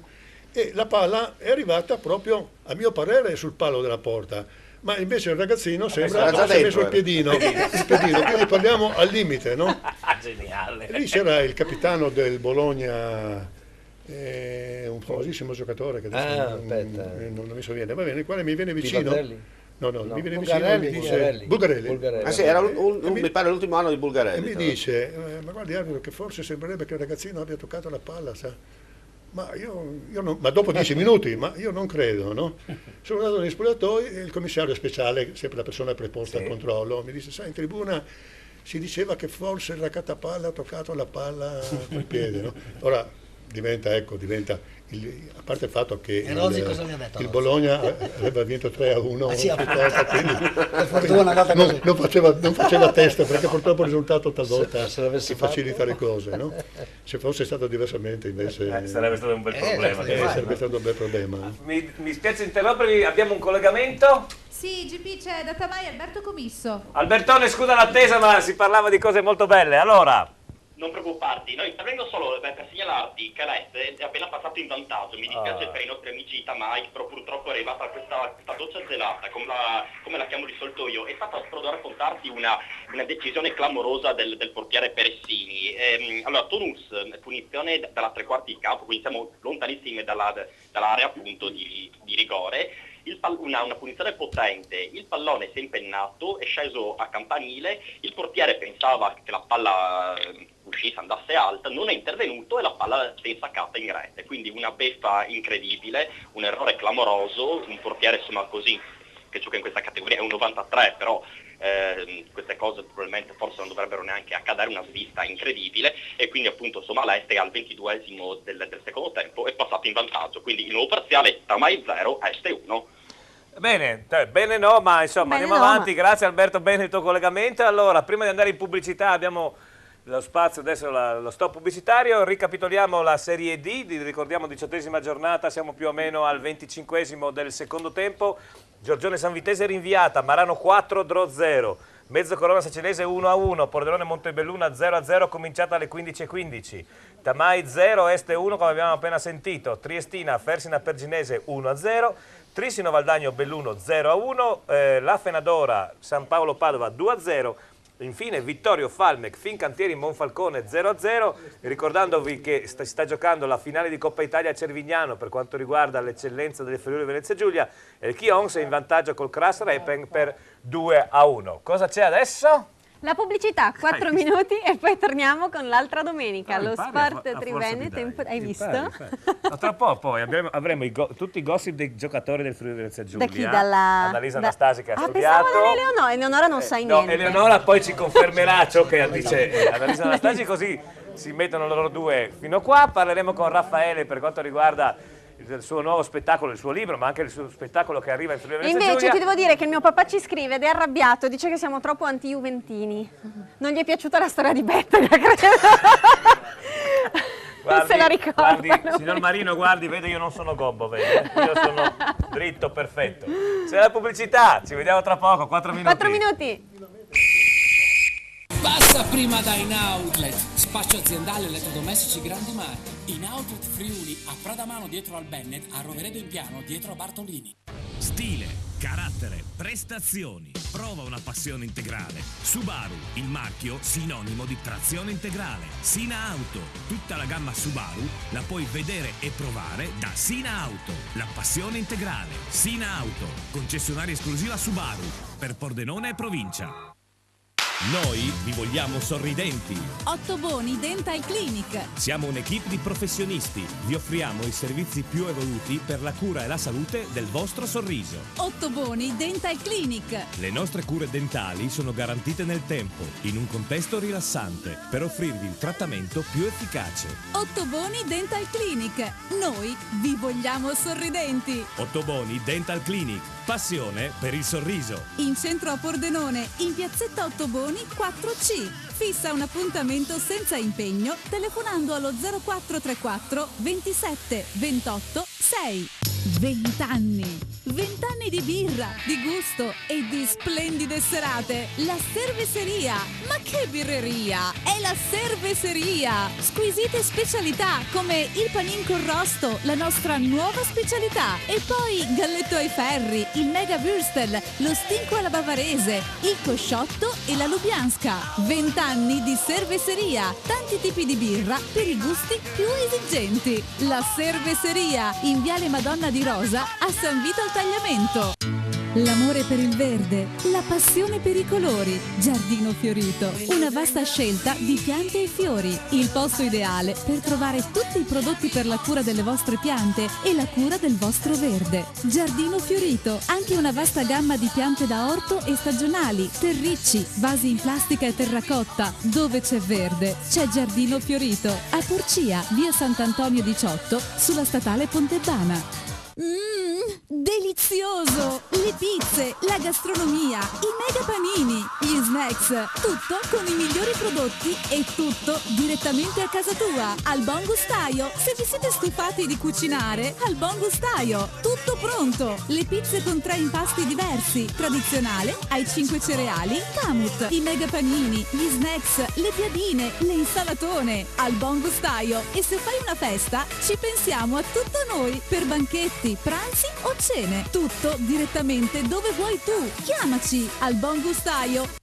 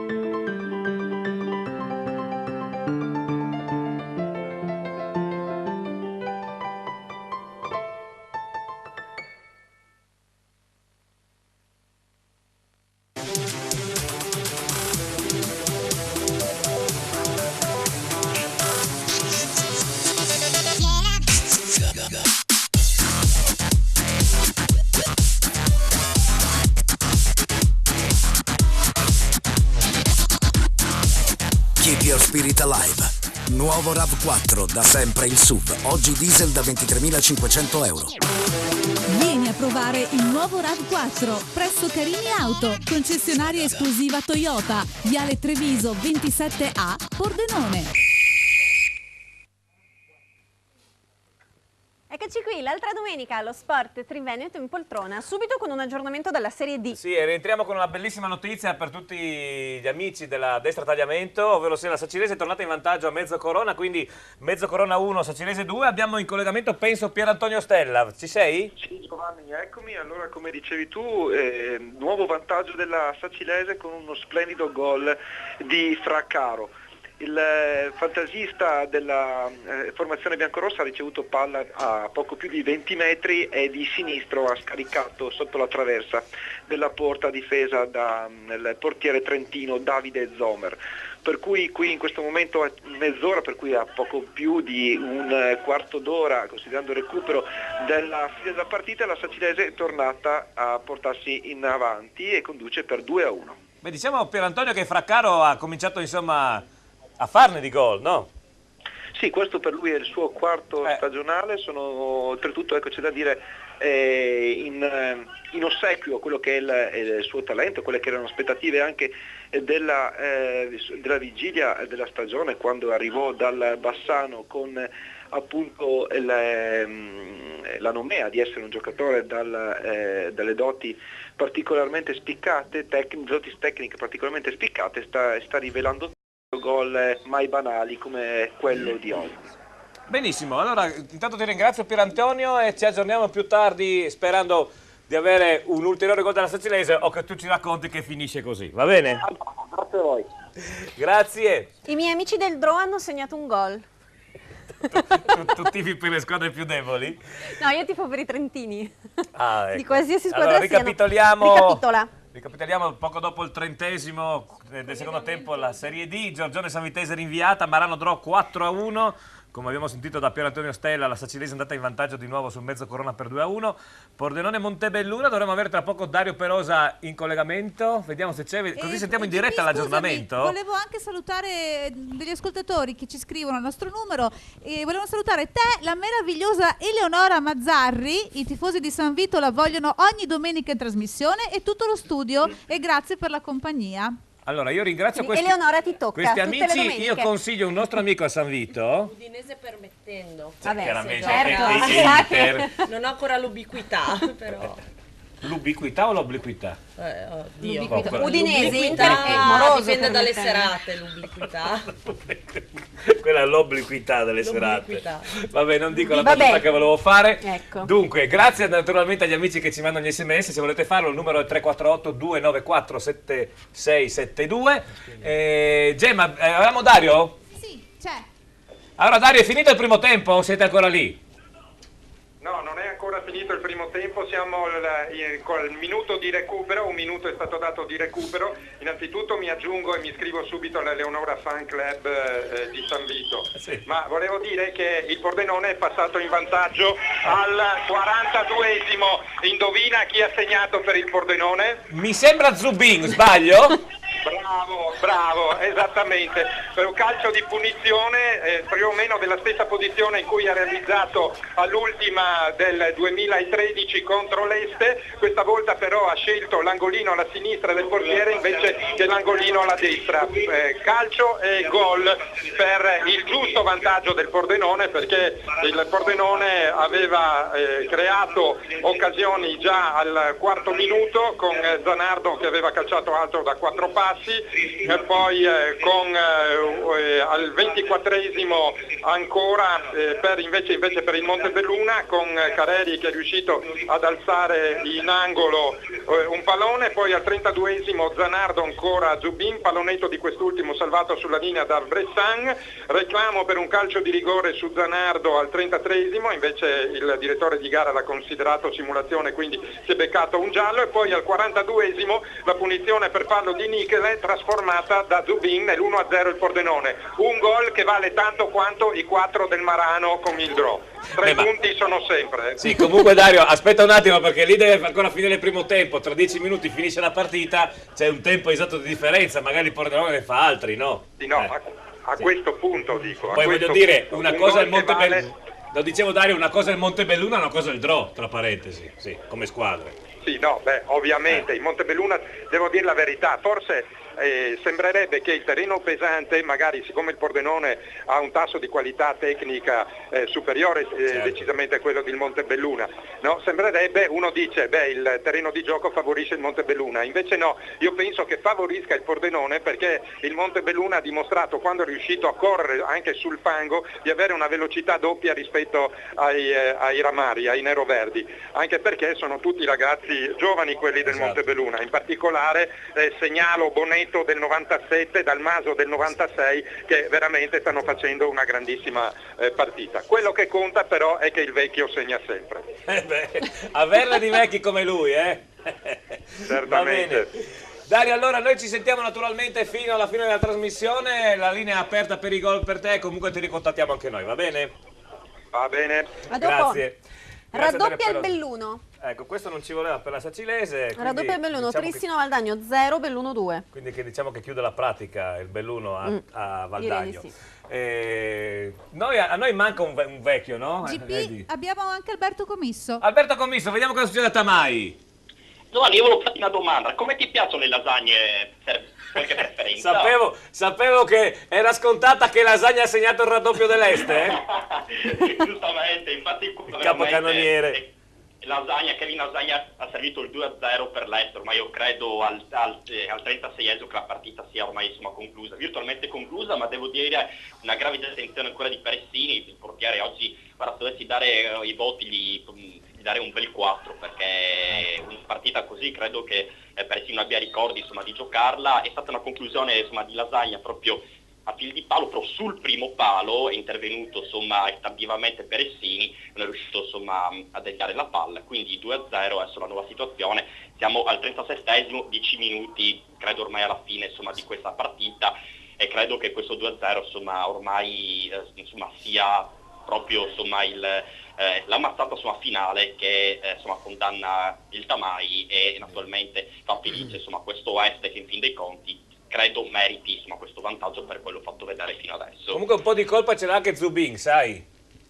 Perché Zubin, scusa... Perché Zubin ha appena segnato e quindi aveva raggiunto Lasagna. È una fila di stanza, credo. Si vede che sono in collegamento col walkie-talkie, esatto. E saranno capito gli asset a vicenda, credo. Ho segnato io, ho segnato tu. Lasagna va a 14 gol e Zubin va a 13. Però c'è anche Ferretti a 14 del Marano. Sì, ne ha fatti 4 il Marano. Quindi è già 18. Ferretti, sì. Figurati. Bene, allora Alberto, grazie. Naturalmente ci sentiamo se dovesse succedere qualcosa, se no per la fine della partita, ok? Sul finale. A dopo. Allora, la Fenadora ha segnato il terzo. Ecco, la Fenadora segna il terzo gol, dov'è? Eccolo qua. Quindi il San Paolo Padova veramente una debacle quest'oggi in Serie D. E allora ricapitoliamo quando mancano. No, abbiamo ancora un collegamento veloce. Vediamo chi c'è. Ricapitola perché abbiamo un ascoltatore in linea che vuole parlare con i nostri ospiti. Benissimo, allora prima di mettervi in collegamento un attimo che faccio, naturalmente parliamo della Serie D quest'oggi, quindi faccio il riassunto quando mancano più o meno 5 minuti più recupero alla fine di tutte le partite, a parte quella del Pordenone che manca esattamente un tempo. Giorgione Sanvitese rinviata, Marano Drò 4-1, a Mezzocorona Sacilese e Mezzocorona 2-1, a Pordenone 1, Montebelluna 0, siamo tra il primo e il secondo tempo. A Tamai Este 2, Tamai 0, Triestina Fersina Perginese 1-0, a Valdagno Belluno 2, Trissino Valdagno 0, Union Ripa La Fenadora San Paolo Padova 3-0 e Vittorio Falmec Fincantieri Monfalcone 0-0. E allora vediamo chi c'è in linea. Pronto? Sì, pronto. Buonasera. Buonasera. Prego. Non so se il televisore è troppo alto perché... No, la sentiamo bene. Noi la sentiamo bene. Voi mi sentite bene? Sì, prego. Allora, quello che io volevo dire più che altro, no? Visto che avete parlato anche di arbitri e tante cose interessanti, no? Io seguo di solito il calcio minore che dal sabato alla domenica guardo 3-4 partite, certo. No? Cioè, a meno che non siano in contemporanea. E quello che succede, che sento, e non quanto da parte del pubblico che è qualche caso sporadico, no? Sento in campo, no? Qualcosa di deplorevole, cioè sento centinaia e centinaia di bestemmie, ma proprio dette fortissimo, dette vicino all'arbitro. Non so, mi sembra che il regolamento in questo caso preveda rosso. Espulsione, sì. Ecco, e questo succede su tutti i campi, è qualche cosa di vergognoso. Come possiamo noi portare i nostri ragazzini, a parte che quelli delle squadre minori hanno già giocato e vengono a vedere la prima squadra normalmente al pomeriggio, no, ci sono 30, 40, 50 ragazzini che assistono a questo spettacolo. Io mi sono permesso un giorno, no, a chiedere a un arbitro a partita terminata, che tra l'altro aveva anche arbitrato bene, no, vedi, ma senta, non le sembra esagerato questo discorso, nonostante io non sia un sticco di santo, per la carità, sì. No? Insomma, qualcosa bisogna fare, dobbiamo fare qualcosa. E quest'arbitro mi ha risposto: guardi, lei ha perfettamente ragione, però se io dovessi mandare fuori tutti quelli che bestemmiano, non finirebbe più nessuna partita. Sì. Però io ho detto questo, allora cominciamo almeno a cominciare ad ammonire, perché nelle grosse squadre, se vediamo in Serie A questo o quell'altro, succede o non succede, perché forse le diranno piano, qualche volta vengono beccati dalle 100 telecamere che ci sono, si legge il labiale e tutto passa lì, insomma, no? E cioè questo per me è un grosso problema, perché questo succede in tutte le categorie. Se lei mi va a vedere una prima categoria, lasciamo perdere una seconda, una terza. Io di solito quest'anno guardo la prima categoria, allievi, juniores e così via, no? Ma è veramente una cosa disastrosa. Allora cominciamo a mandare fuori, no? Chi fa queste cose, chi si comporta in questo modo, con bestemmie che dalla parte da 50 metri si sentono forte in tribuna, no? E quindi cioè, qualcosa bisogna fare, cominciamo a dare qualche giallo, dare qualche rosso, se c'è l'insistenza, no? Si manda fuori, perché che educazione diamo noi a questi ragazzi e a questi ragazzini che vanno a vedere le partite? La ringrazio intanto per il suo intervento, naturalmente le linee sono sempre aperte, la ringrazio molto. Adesso vediamo cosa le rispondono i nostri ospiti in studio, naturalmente le auguriamo un buon proseguimento e un buon anno. Presidente, grazie anche a voi. Grazie. Partiamo dal presidente di una società che gestisce i giocatori grandi, i giocatori medi, i giocatori più, ma tutte le categorie, no? Ho ascoltato attentamente. Ecco, è giusto quello che ha detto il signore, ma anche è giusto che forse... Però io vorrei aggiungere qualche cosa. Assolutamente. A questo. Mi trovo in una situazione molto difficile, perché da una parte i ragazzini certamente non gli manca la parola, no, su questa cosa, però i genitori, che sono gran parte tutti sugli spalti, se noi andiamo a sentire cosa dicono a un arbitro, che è poi tra l'altro come i ragazzini, un ragazzino come anche lui, no? Sono cose che veramente ci si deve vergognare. Io dico vergognare, perché effettivamente si sentono una maleducazione, ecco. E io ho sempre cercato, le dico la verità, ho sempre cercato, questa è una delle ragioni che sono ancora lì, no? Perché uno a 70 anni che sta ancora a fare il presidente di una società, vuol dire che c'è qualcosa che non va bene, no? Sì, o che lei ha una gran passione anche. Esatto, ma anche perché gran parte alla fine nessuno vuole prendersi delle responsabilità, perché oggi il problema genitori è un problema che mette in crisi la società, nel senso che il giocatore, come comincia a dare 4 calci, che è capace, è più bravo dell'altro, subito il genitore lo vede come un giocatore da portare a Udine. Ecco, questo è il nostro dramma, no? E questo, da lì bisognerebbe prima di tutto, secondo me, fare un corso prolungato di almeno 600 ore, no 300, 600 ore ai genitori, no? Di educazione. Ma senza arrabbiarsi, ma non perché adesso, senz'altro, ascoltando le mie parole, siccome mi conoscono come la penso, ecco, lui è sempre lo stesso, no? Ecco, io dico sempre che un buon padre di famiglia deve dare un esempio, e dall'esempio poi tu puoi contestare se ho sbagliato, ma se il papà dà un esempio in questa maniera, noi non andiamo da nessuna parte. Ecco, questa è la mia... Ecco, volevo aggiungere una cosa, però. Quando si tratta di ragazzini, ad esempio, l'allenatore, prima che essere tale, dovrebbe essere un educatore. E invece vediamo che moltissimi allenatori, anche con i ragazzini, bestemmiano.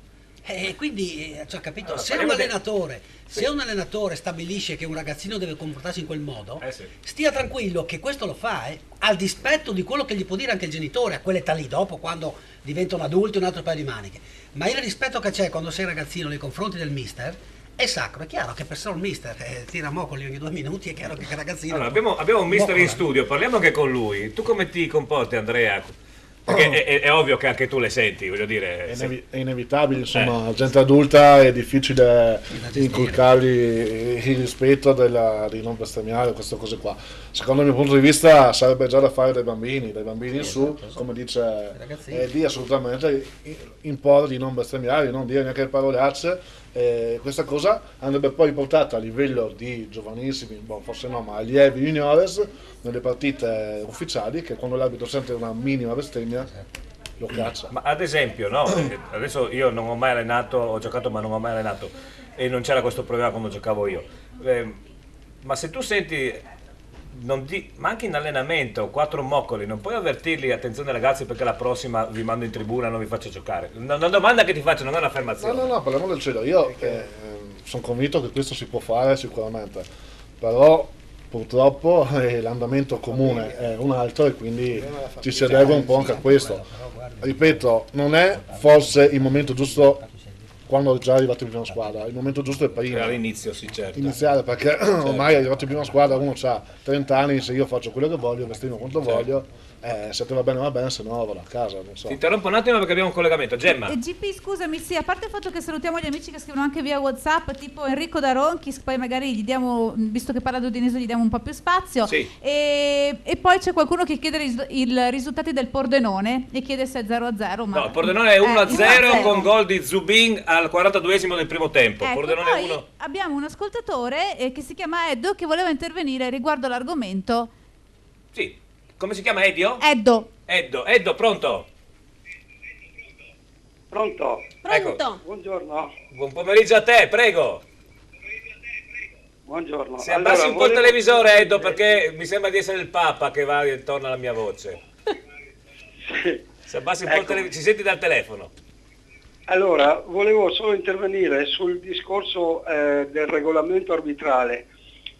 Sulle partite di calcio, secondo il mio punto di vista, è sempre troppo discrezionale per quel che riguarda l'arbitro che c'è in campo, perché regolamenti certi non ce ne sono. Vediamo quello del fuorigioco passivo, attivo. Ma quelle sono leggi italiane, il regolamento è certo, l'interpretazione che è diversa. Dovrebbero essere molto più chiari.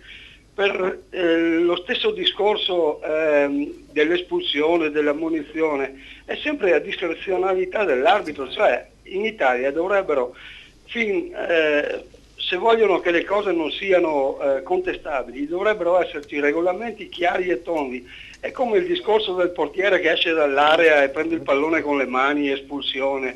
È come il rigore, espulsione o ammonizione solo, è sempre a discrezionalità dell'arbitro.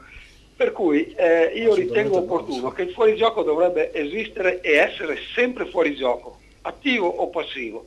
Il rigore dovrebbe essere sempre rigore, volontarietà o non volontarietà, altrimenti creiamo confusioni che poi tutte le società contestano, protestano e tutte quelle cose qua. Per ultima cosa, ultimamente i regolamenti portano sempre a vantaggio degli attaccanti, cioè di quelli che vanno verso la porta, ma quando un attaccante simula un fallo e quindi l'arbitro magari ci casca e gli dà un rigore, perché al momento in cui constatiamo che quello non era rigore non gli diamo 5-6 giornate di squalifica? Beh, questo è un altro discorso. Vi ringrazio per... Grazie Edo, grazie a te. Allora, in prima battuta, perché dopo dobbiamo andare in pubblicità, facciamo rispondere il principe degli arbitri, ovvero sia Enzo. Grazie. Cosa ne pensi di quello che ci ha detto il signor Edo, Enzo? Beh, insomma, non è che apprezzo quello che ha detto, perché ha detto tutto, il contrario di tutto per quanto concerne il regolamento, perché il regolamento ha 17 regole, poi c'è una del buonsenso. Che è la prima, penso, quella, no? Sì, Quella l'ho scritta, sì. Quella è la prima, no? Però il regolamento è universale, quindi io ce l'ho nel comodino della camera da letto, se poi la sera non riesco a dormire e voglio così passare i 10 minuti, mi leggo il regolamento, no? Sì. E così, questo diciamo sempre agli arbitri che il regolamento lo devono portare nella valigetta quando vanno allo stadio, quindi l'applicazione regolamentare è un'applicazione che è rigida, è un'applicazione mondiale. Va bene, quindi non è interpretazione, come diceva il signore, farei così, niente, è tutto codificato, le distanze, il fuorigioco, la valutazione del fuorigioco quando la palla parte, no? Quando la palla parte bisogna, se il giocatore si trova in posizione di fuorigioco, è regolare, perché quando la palla è partita lui era in posizione regolare. Esatto. Tutta una serie di valutazioni che a tavolino è facile parlare come il signore, che io comunque penso che lui dica questo in buona fede. Però le voglio dire che il regolamento è uno, unico. Prego? Scusi, anche sui falli, non c'è interpretazione. Anche sui falli non c'è nessuna interpretazione. Il problema è chiaro, codificato e preciso, tutto. Vuole intervenire il Presidente? Il problema prima Barbaresco l'ha toccato semplicemente in una maniera con 2 parole. Il rispetto. In Inghilterra, in Germania non succede, perché noi abbiamo deciso di avere un arbitro per fare la partita e noi dobbiamo rispettare l'arbitro. Certo. Cioè, e parte da lì, i genitori, parte un'educazione da lontano. Se noi lavoriamo in quel settore, in quella direzione, qualche cosa raccoglieremo, altrimenti andiamo avanti così, non c'è niente da fare. Io la vedo sotto questo aspetto. Il regolamento è relativo e il regolamento c'è sempre, perché l'arbitro quando è stato a scuola che viene fuori è chiaro che applica il regolamento, però poi il buon senso e la maniera, però tutto dipende dall'educazione, dal rispetto verso l'arbitro. C'è una partita, c'è un arbitro, bisogna rispettarlo. E questo rispetta il regolamento, no? Cioè, prima di diventare arbitro, hai 6 mesi, 8 mesi, 3 volte alla settimana con un istruttore, parli, discuti il regolamento, mica è una cosa fatta così, insomma, no? Per quanto concerne i ragazzini, si verifica anche questo aspetto. Io ho un nipotino che adesso ha 12 anni e quindi giocava a pallacanestro, poi a un certo momento si è spostato dall'altra parte del campo, è andato a giocare al calcio. Poi è venuto via, non mi ha detto niente, è andato via. Lui e anche altri 5-6 ragazzi. Poi è ritornato dopo 5-6 mesi e io gli ho detto, ma scusa, perché hai lasciato? Ho lasciato perché l'allenatore continuamente bestemmiava in campo. E noi, questi 5-6 ragazzini, poi parlavo lì in tribuna con i genitori e tutte le mamme hanno detto, sì è vero, abbiamo tolto. Anche noi, sul suggerimento dei bambini stessi che non volevano sentire, questi ragazzi li abbiamo portati alla pallacanestro perché l'allenatore bestemmiava in continuazione. No? Quindi voglio dire, oggigiorno c'è talvolta anche la cultura di ragazzini. Scusa, Giovanni, posso riagganciarmi a quell'argomento che abbiamo trattato un paio di settimane fa? Fermo lì, dobbiamo fare la pubblicità che è l'ultima barra. Dopo, quando però mi esatto, interessa quando rientriamo ci riagganciamo perché del signor Barbaresco. Abbiamo gli ultimi 40 minuti molto... Io un po' di aggiornamenti di risultati. Li facciamo dopo? Naturalmente sì, intanto andiamo in pubblicità, se no ci prendiamo male. 4 minuti e torniamo con l'altra domenica allo Sport Triveneto in poltrona. A tra poco.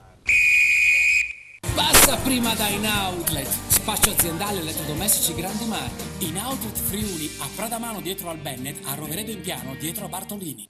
Stile, carattere, prestazioni. Prova una passione integrale. Subaru, il marchio sinonimo di trazione integrale. Sina Auto, tutta la gamma Subaru la puoi vedere e provare da Sina Auto. La passione integrale. Sina Auto, concessionaria esclusiva Subaru per Pordenone e provincia. Noi vi vogliamo sorridenti. Ottoboni Dental Clinic. Siamo un'equipe di professionisti. Vi offriamo i servizi più evoluti per la cura e la salute del vostro sorriso. Ottoboni Dental Clinic. Le nostre cure dentali sono garantite nel tempo, in un contesto rilassante, per offrirvi il trattamento più efficace. Ottoboni Dental Clinic. Noi vi vogliamo sorridenti. Ottoboni Dental Clinic. Passione per il sorriso. In centro a Pordenone, in piazzetta Ottoboni 4C. Fissa un appuntamento senza impegno telefonando allo 0434 27 28 6. 20 anni. 20 anni di birra, di gusto e di splendide serate. La Cerveseria. Ma che birreria! È la Cerveseria. Squisite specialità come il panin con rosto, la nostra nuova specialità. E poi galletto ai ferri, il mega würstel, lo stinco alla bavarese, il cosciotto e la lubianska.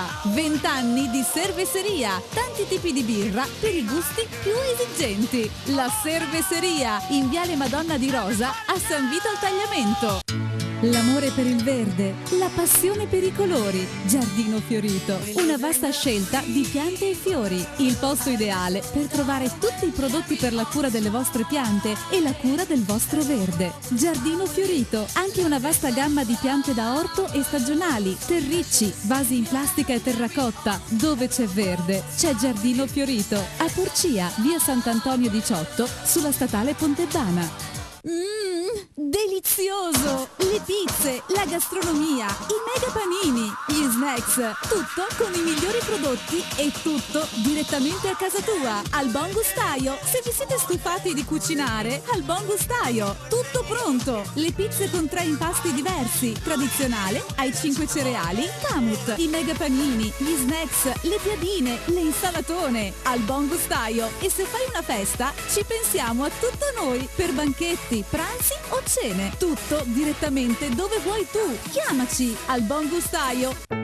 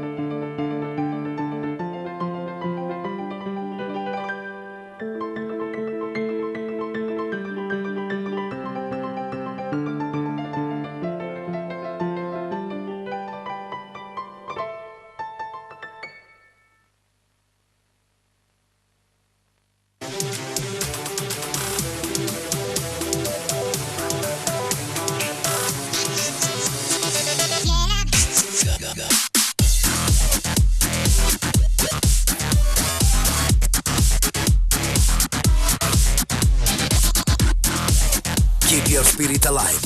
Nuovo RAV4, da sempre il SUV. Oggi diesel da 23.500 euro.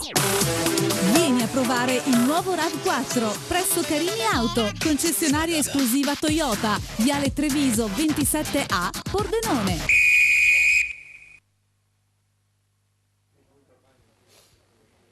L'altra domenica allo Sport Triveneto in poltrona c'è Dunque, sempre qualche ritardatario ma nel sì, nostro ma non studio. importa.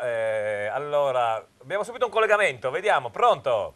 Eccoci da Cervignano, allora finale 2-1 Chios, il Chios vince la Coppa Italia di Eccellenza versione 2013-2014 e adesso stacca anche il pass per le fasi nazionali di categoria, che lo ricordiamo, qualora dovesse vincere questa competizione a livello nazionale, vale poi anche l'accesso diretto alla Serie D, direttamente appunto al prossimo anno, al prossimo campionato interregionale. Una vittoria meritata, quella del Chios, con un Cras che è rimasto dal 23esimo al secondo tempo, anche 10 uomini per l'espulsione di Giordano, tante polemiche da parte Carsolina nei confronti del direttore di gara, però onestà vuole che questo Chios si sia meritato la Coppa anche in virtù di tutta una serie di occasioni da gol sprecate da Francescuto e da Vritz della seconda frazione, e direi che la formazione di Vittore da matricola del campionato che già tolga una soddisfazione enorme con questa qualificazione poi adesso per la fase nazionale, che comincia, lo ricordiamo, con un girone a 3 contro delle squadre trivenete, quindi del Veneto e del Trentino Adige.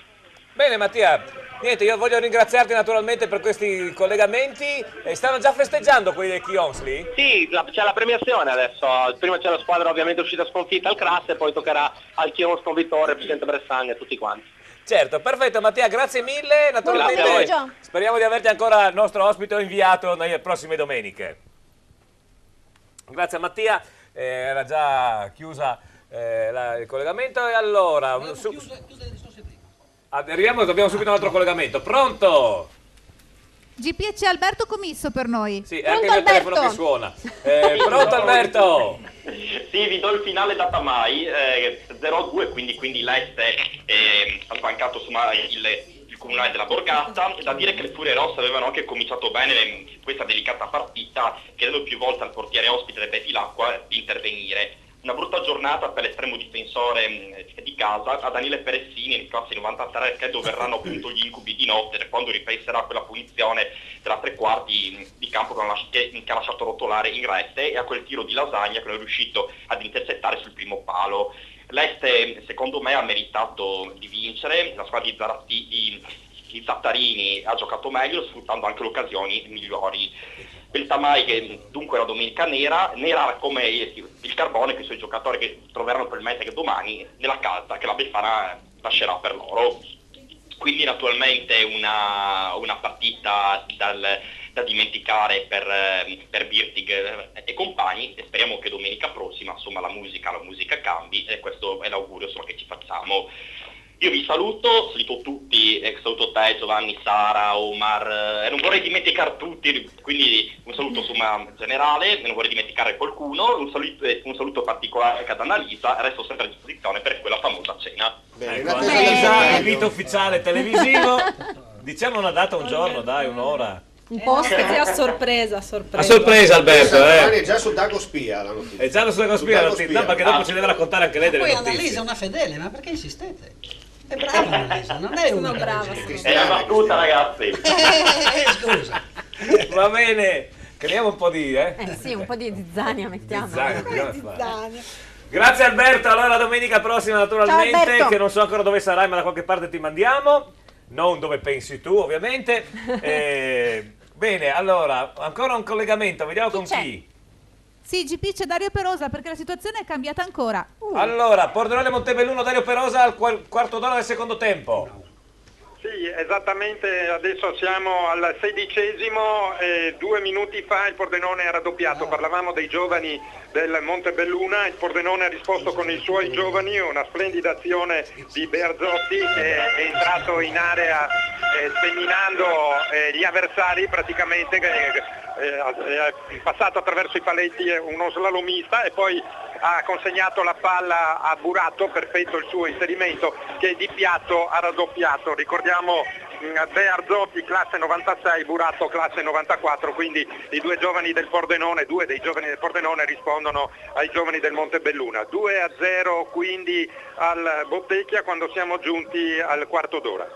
Una domanda Dario, Bearzotti è del Pordenone o è in prestito? No, Bearzotti è del Pordenone. Ci sono diverse squadre di Serie A che lo seguono, si parlava del Parma addirittura, ma Lovisa ha detto chiaramente noi lo diamo se va a giocare, non al Parma, ovvio, magari a qualche categoria intermedia fra i professionisti lo diamo volentieri, però se va lì in primavera o robe del genere, nelle varie juniores primavera ce lo teniamo noi e va bene. Perfetto, Dario, allora vediamo se riusciamo a chiudere il programma insieme alla fine della tua partita, perché siamo più o meno nei tempi, Va bene. Benissimo, grazie. Allora, prima di tornare in studio voglio ricapitolare la Serie D, tutti i finali, ancora un collegamento. Se usi il microfono, Gemma, senza farmi i gesti. Sì, scusami, non volevo interromperti, c'è Emilio. Emilio, allora, com'è finita? Allora, è finita 1-0, soprattutto si è riusciti a giocare fino all'ultimo minuto, anche se insomma il campo è andato progressivamente peggiorando e nell'ultimo quarto d'ora 20 minuti assomigliava più a una lotta nel fango che a una partita di pallone. Alla Triestina basta il guizzo dopo 20 secondi, secondo più secondo meno, di Godez dopo l'inizio della partita, su bella percussione di Bussi. La Persina ha dato comunque filo da torcere all'Unione, riuscendo a farsi pericolosa o quasi, insomma, in un paio di situazioni nel primo tempo, soprattutto con l'attaccante numero 11 Corradi. Nella ripresa un paio di punizioni di Gioacchino Giardine, maglia numero 4 per i trentini, a scaldare i guantoni di Del Mestre, poco altro per quanto riguarda i trentini. La Triestina ha avuto diverse possibilità per poter rimpinguare un po' il bottino. Nella ripresa ha trovato anche 2 gol con Godeas, entrambi sembrati più che regolari. Nel primo caso una più che sospetta posizione di fuorigioco ha bloccato l'attaccante che aveva già superato il portiere e scaraventato in rete a porta vuota. Nel secondo caso un abbaglio clamoroso della Terna, un cross dalla tre quarti di Frangu pizzicato in area da Cadorin di testa. Godeas si trovava sulla traiettoria, di petto quasi involontariamente ha messo in rete in posizione regolarissima, spiazzando il portiere avversario. Per la Terna inspiegabilmente, con il mucchio di giocatori labardati già sotto la curva a festeggiare, hanno annullato ravvisando un tocco di braccio che alla fine però non c'era stato, per cui la Triestina ha dovuto sudarsela anche negli ultimi minuti di recupero, ma insomma senza tremare più di tanto, solo un paio di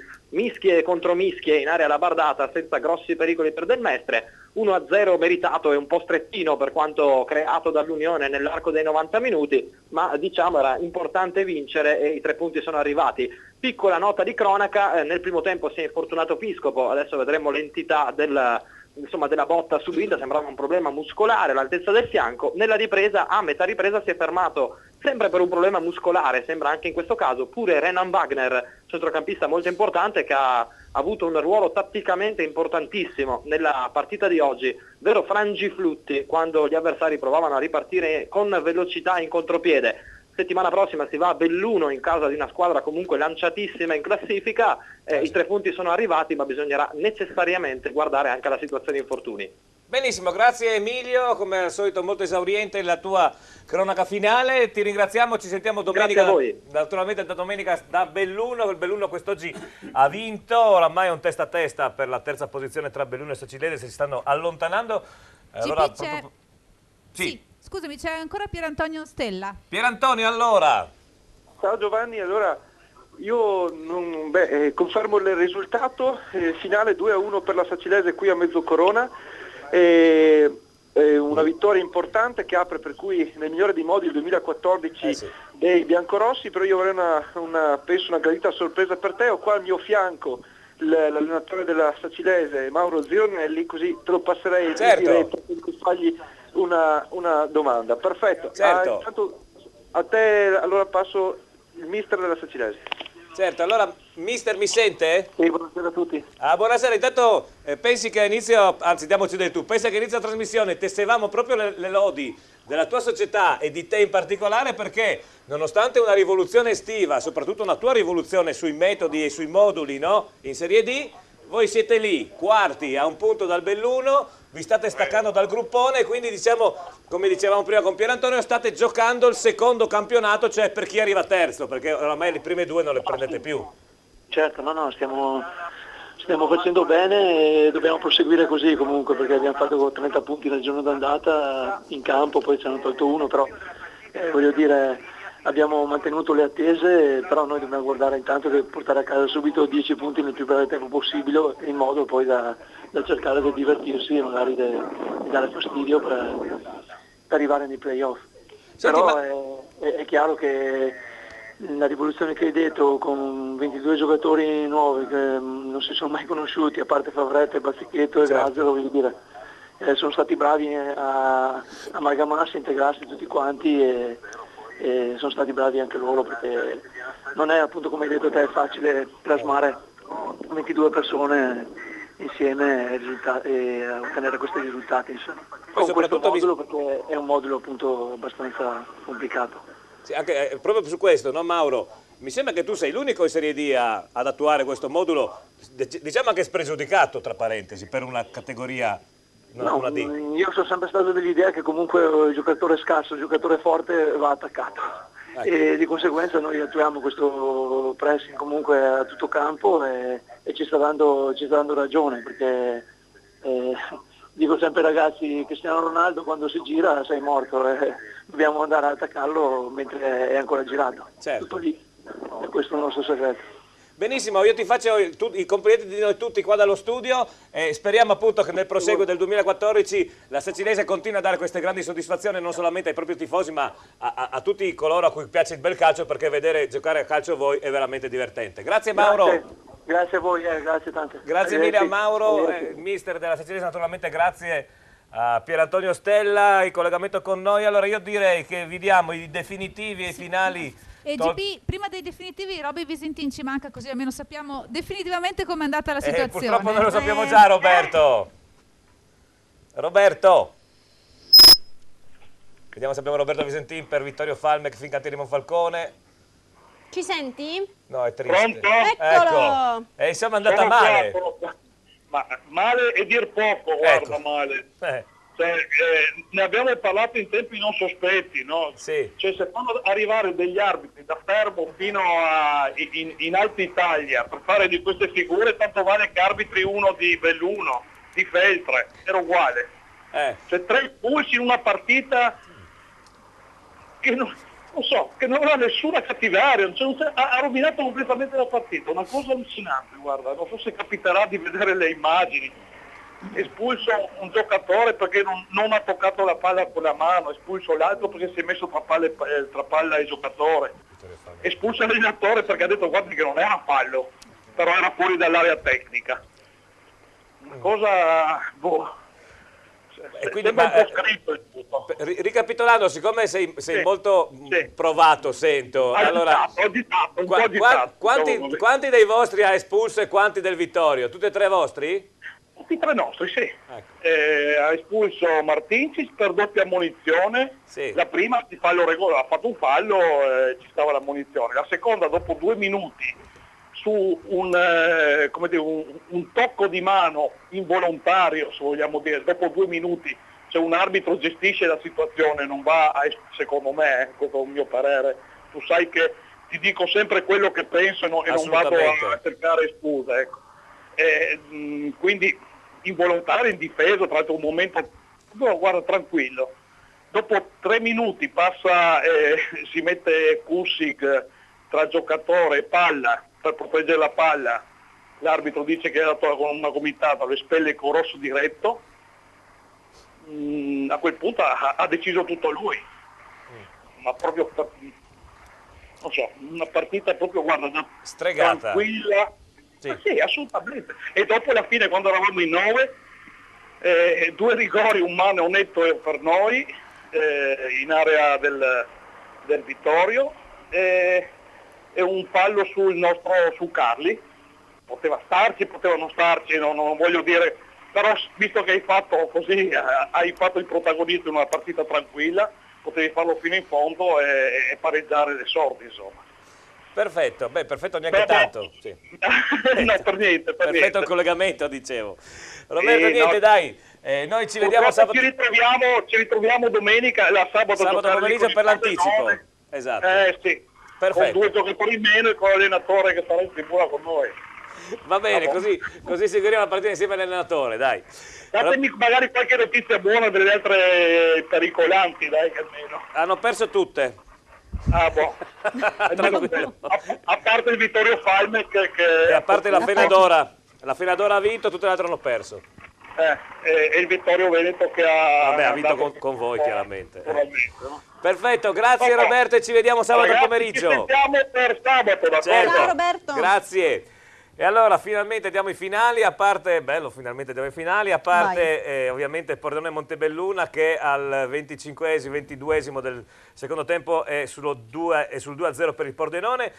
E allora, 18ª giornata, Giorgione Sanvitese rinviata, Marano Dro 5-1, Mezzocorona Sacilese 1-2, come dicevamo al 20esimo del secondo tempo Pordenone Montebelluna 2-0, a Tamai, Este 2, Tamai 0, Trieste Fersina Perginese, Triestina Fersina Perginese 1-0, a Valdagno, Belluno 2, Trisino Valdagno 1, Unione Ripa La Fenadora San Paolo Padova 3-0. 3-1, il San Paolo ha segnato un gol. Cambia praticamente niente. Per quanto riguarda la classifica, allora ricapitoliamo: Unione Ripa La Fenadora, San Paolo Padova 3-1, Vittorio Falmec Fincantieri Monfalcone 1-0. Per una classifica non definitiva dalla 18ª di campionato, perché dobbiamo aspettare ovviamente la fine del Pordenone, però al momento Pordenone e Marano 47 punti, Belluno 33, Sacilese 32, Este 30, Giorgione 28, San Paolo Padova e Triestina 25, Montebelluna 23, Trisino Valdagno 22, Vittorio Falmec La Fenadora 21, Tamai 17, Fincantieri Monfalcone 16, San Vitese Mezzocorona e Dro 15, Fersina Perginese 7. Ricordiamo che Giorgione e San Vitese hanno una partita in meno, visto che appunto la partita di quest'oggi è stata rinviata. Torniamo a prima, Edi, che eravamo rimasti queste chiusure di mi interessava conoscere l'opinione del signor Barbaresco su un episodio che è accaduto qualche settimana fa. Si diceva che la dote principale, la qualità principale che deve avere un arbitro, al di là dell'applicazione del regolamento, deve essere un po' l'equilibrio, insomma, non il buon senso. Ecco, io credo che il buon senso debbano averli anche i vertici quando prendono i provvedimenti.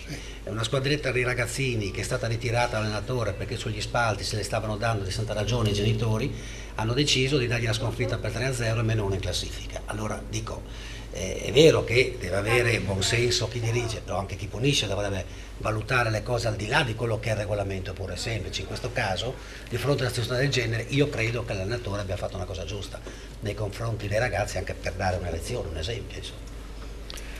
Ma vede, diciamo, come l'arbitro dall'inizio della gara, così solo l'arbitro può dare la chiusura definitiva dell'incontro.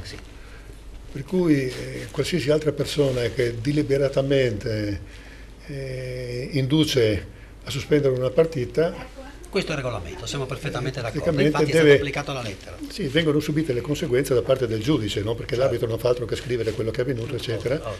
Il giudice decide, ora decide in base al rapporto di gara, in base ai fatti che sono avvenuti, eccetera. Io posso anche essere d'accordo con lei che si tratti di una decisione estremamente severa, ma comunque sì, lui non poteva, non doveva ritirare la squadra per le ragioni pur valide morali. Sì, certo, su questo sono perfettamente d'accordo, però credo che comunque si possa in qualche modo... troppo severo, dice lei, ecco, no? secondo me è non così. mi pare di capire, è come quel ragazzo del Sassuolo che è malato di cancro, ha preso un farmaco, che è un farmaco dopante ed è stato squalificato. Il regolamento è applicato giustamente, dice hai un farmaco, il medico avrebbe dovuto segnalare prima probabilmente, però alla luce dei fatti credo che si possa fare un ricorso che magari possa essere accolto di fronte a una situazione del genere, credo. Certo, se è una situazione ma sicuro, ma neanche discutere su questo, insomma, no? Voglio dire che deve Devo interrompere perché mi sembra che abbiamo un ultimo collegamento, Gemma. Sì, e c'è Dario Perosa perché Pordenone, giustamente, ha combinato qualcosa. Ecco. Dario, vai. Eccoci qui, allora anche per quanto riguarda Pordenone penso che anche se siamo in notevole ritardo puoi cominciare a spegnere le luci dello studio, perché con il terzo gol, doppietta di Zubin, il Pordenone che penso che abbia chiuso la partita. 3-0 dunque, splendido l'assist di Pavan, altro giovane del Pordenone entrato al posto di Bearzotti che ha messo Zubo praticamente solo davanti al portiere. Zubo ha avuto il tempo di fermare la palla, sorridere, voltarsi verso i fotografi, sorridere, scartare il portiere e mettere dentro il pallone del 3-0. Quindi Pordenone risponde alla grande al Marano e la coppia non si scolla, restano entrambi in testa alla classifica, salvo ovviamente Terremoti, ma dubito, anzi probabilmente ci aspettiamo che il Pordenone incrementi ulteriormente il vantaggio. Dario, grazie, naturalmente noi facciamo un collegamento con te più o meno tra 10 minuti quando siamo in chiusura per avere eventuale aggiornamento del risultato, va bene? D'accordo, grazie mille. Dunque, vabbè, non cambia niente in testa alla classifica quando riguarda la Serie D, a parte che Zubin invece va a raggiungere in testa alla classifica dei capocannonieri sia Lasagna che Ferretti. Mentre invece il nostro amico Raffaele la settimana prossima, non so quando, comincia il tour nei teatri anche del Friuli Venezia Giulia. Sì, il tour lo iniziamo la prossima settimana. E raccontaci dove però. Sì, vabbè, andiamo a Firenze. Poi, sì, però, il Friuli Venezia Giulia, perché venire a Firenze a vedere te sarebbe abbastanza masochistico. Perdonaci, ma... A Firenze no. No, ma per dare la grandezza del tour italiano. Del tour italiano della Poi siamo... Allora, se voglio le date in regione precise. Ecco, ma scusami, dirà lui che vabbè, allora vediamo se le sa. È la mia gente lei. Vediamo se le sa. Non le so. Che spettacolo è, per cortesia, perché la coscienza di Zeno. Che non è Zeno, il nostro amico Zannetti di Pordenone, salutiamo Zeno. È il famoso romanzo di Svevo, protagonista Giuseppe Pambieri, regia di Maurizio Scaparro. Che tu mi hai detto che è famosissimo, anche se non conosco. Scaparro è un grosso regista, sì. Allora, Trieste 12-16. Allora, dal 12 al 16 febbraio al Teatro I Rossetti, naturalmente nella sala generali, cioè la sala principale. Rossetti mi ricordo. Poi vi spostate, se non sbaglio, a Pordenone, al Teatro Comunale Verdi, dal 14 al 16 marzo, però prima siete a Udine, al Teatro Nuovo Giovanni da Udine, dall'11 al 13 marzo. Cioè, ma riusciamo a darle... sequenza. Sarebbe come se io dico la classifica, no? Pordenone 47, Sacilese 32, Marano 47, San Paolo 25. Vabbè, non puoi pretendere, è scritto in piccolissimo. Allora, Trieste, Teatro Il Rossetti dal 12 al 16 febbraio. No, io ci vedo benissimo. Poi, scusa, quali sono le tue date invece? 31,76. Bene, 29,176 tu? 12,80. In che teatro? Allora, fatemi fare ordine. Dal 12 al 16 febbraio al Teatro Rossetti di Trieste, dall'11 al 13 marzo al Teatro Nuovo Giovanni da Udine a Udine e dal 14 al 16 marzo a Pordenone al Teatro Comunale Giuseppe Verdi. Ecco. La coscienza di Zeno con Raffaele Sinco. Comunque chi avesse dei dubbi può andare sul sito del teatro, teatrocarcano.it, trova lì perché c'è anche Tolmezzo, vabbè insomma. Ah, non ho neanche guardato in effetti. Uno va a vedere lì, trova tutte le date. Tolmezzo, l'11 febbraio, data unica. È vero, è vero. Diciamolo di nuovo. No. Di nuovo tutti noi. No, posso però aggiungere una cosa, Sì? perché io non capisco niente di calcio. Ma questo va bene, anch'io. No, ho sentito cose anche molto interessanti oggi, però ero venuto per parlare del libro, no? Sì, Come parla, l'altra hai volta. Però devo dire 32 secondi. che ogni volta che io vengo in questa trasmissione con il mio libricino, la Triestina vince, quindi tu dici che ogni domenica devi venire qua. Quindi io dico, per me va bene. cari Ormai amici lavora in teatro, non può più triestini, tornare. questo libro porta fortuna alla Triestina. Io lo dico, gran palattimo. Sì. E nelle librerie di Trieste, ma non solo, a Trieste, alla Borsatti e alla libreria Minerva. Secondo me anche a Opicino oltre che a Trieste. A Opicino nelle edicole. Forse anche a L'ho Muggia. portato anche là, no, a Muggia non c'è. niente, non siamo arrivati. Non abbiamo la A copertura. Udine, nelle librerie del centro, che a Udine non so la via, tu la sai? No. Non so che libreria. Si chiama Libreria del Centro, la sì, catena, Libreria no? del Che sta a Trieste, A Udine, a Pordenone, a Mestre, a Belluno, a Treviso, mi sembra anche, e se no sul sito internet www.libreriadelcentro.it. Ah sì, se no si può ordinare il libro anche via internet al sito www.editorialeprogramma.it. Vabbè, insomma, comunque è divertente. Però non abbiamo detto cos'è. Cos'è? Cos'è? Ah, Sto un libro, cos'è? Sì, è una traduzione in triestino. dialetto triestino, dei lirici greci e degli autori latini e dei motti greci e latini. Insomma, è una cosa divertente su un tema classico che magari può essere ostico altrimenti. E come ti è nata l'idea? L'idea mi è nata perché io sono laureato in mangiato lettera una antica. peppata di cozze pesantissima. esatto, ero un po' ubriaco quella Prosecco quella a serata. litri. No, beh, c'è tutta una letteratura che è già presente, no? In triestino ad esempio c'è anche la Divina Commedia, Pinocchio, quindi non è una cosa particolarmente originale. Originale è su questo tema, perché io sappia i classici greci e latini non sono mai stati tradotti, almeno negli ultimi 60 anni. Poi comunque Sei sperato la tua età, negli ultimi 60 anni? Negli ultimi 60 anni non li ho tradotti. No, però voglio dire, no, che non capita tutti i giorni che li traduco a triestino che sa anche il latino e il greco, certo. Anche se non bene, però Sì. insomma comunque c'è una traduzione vera, no? Questo Guarda che ti interroga lei.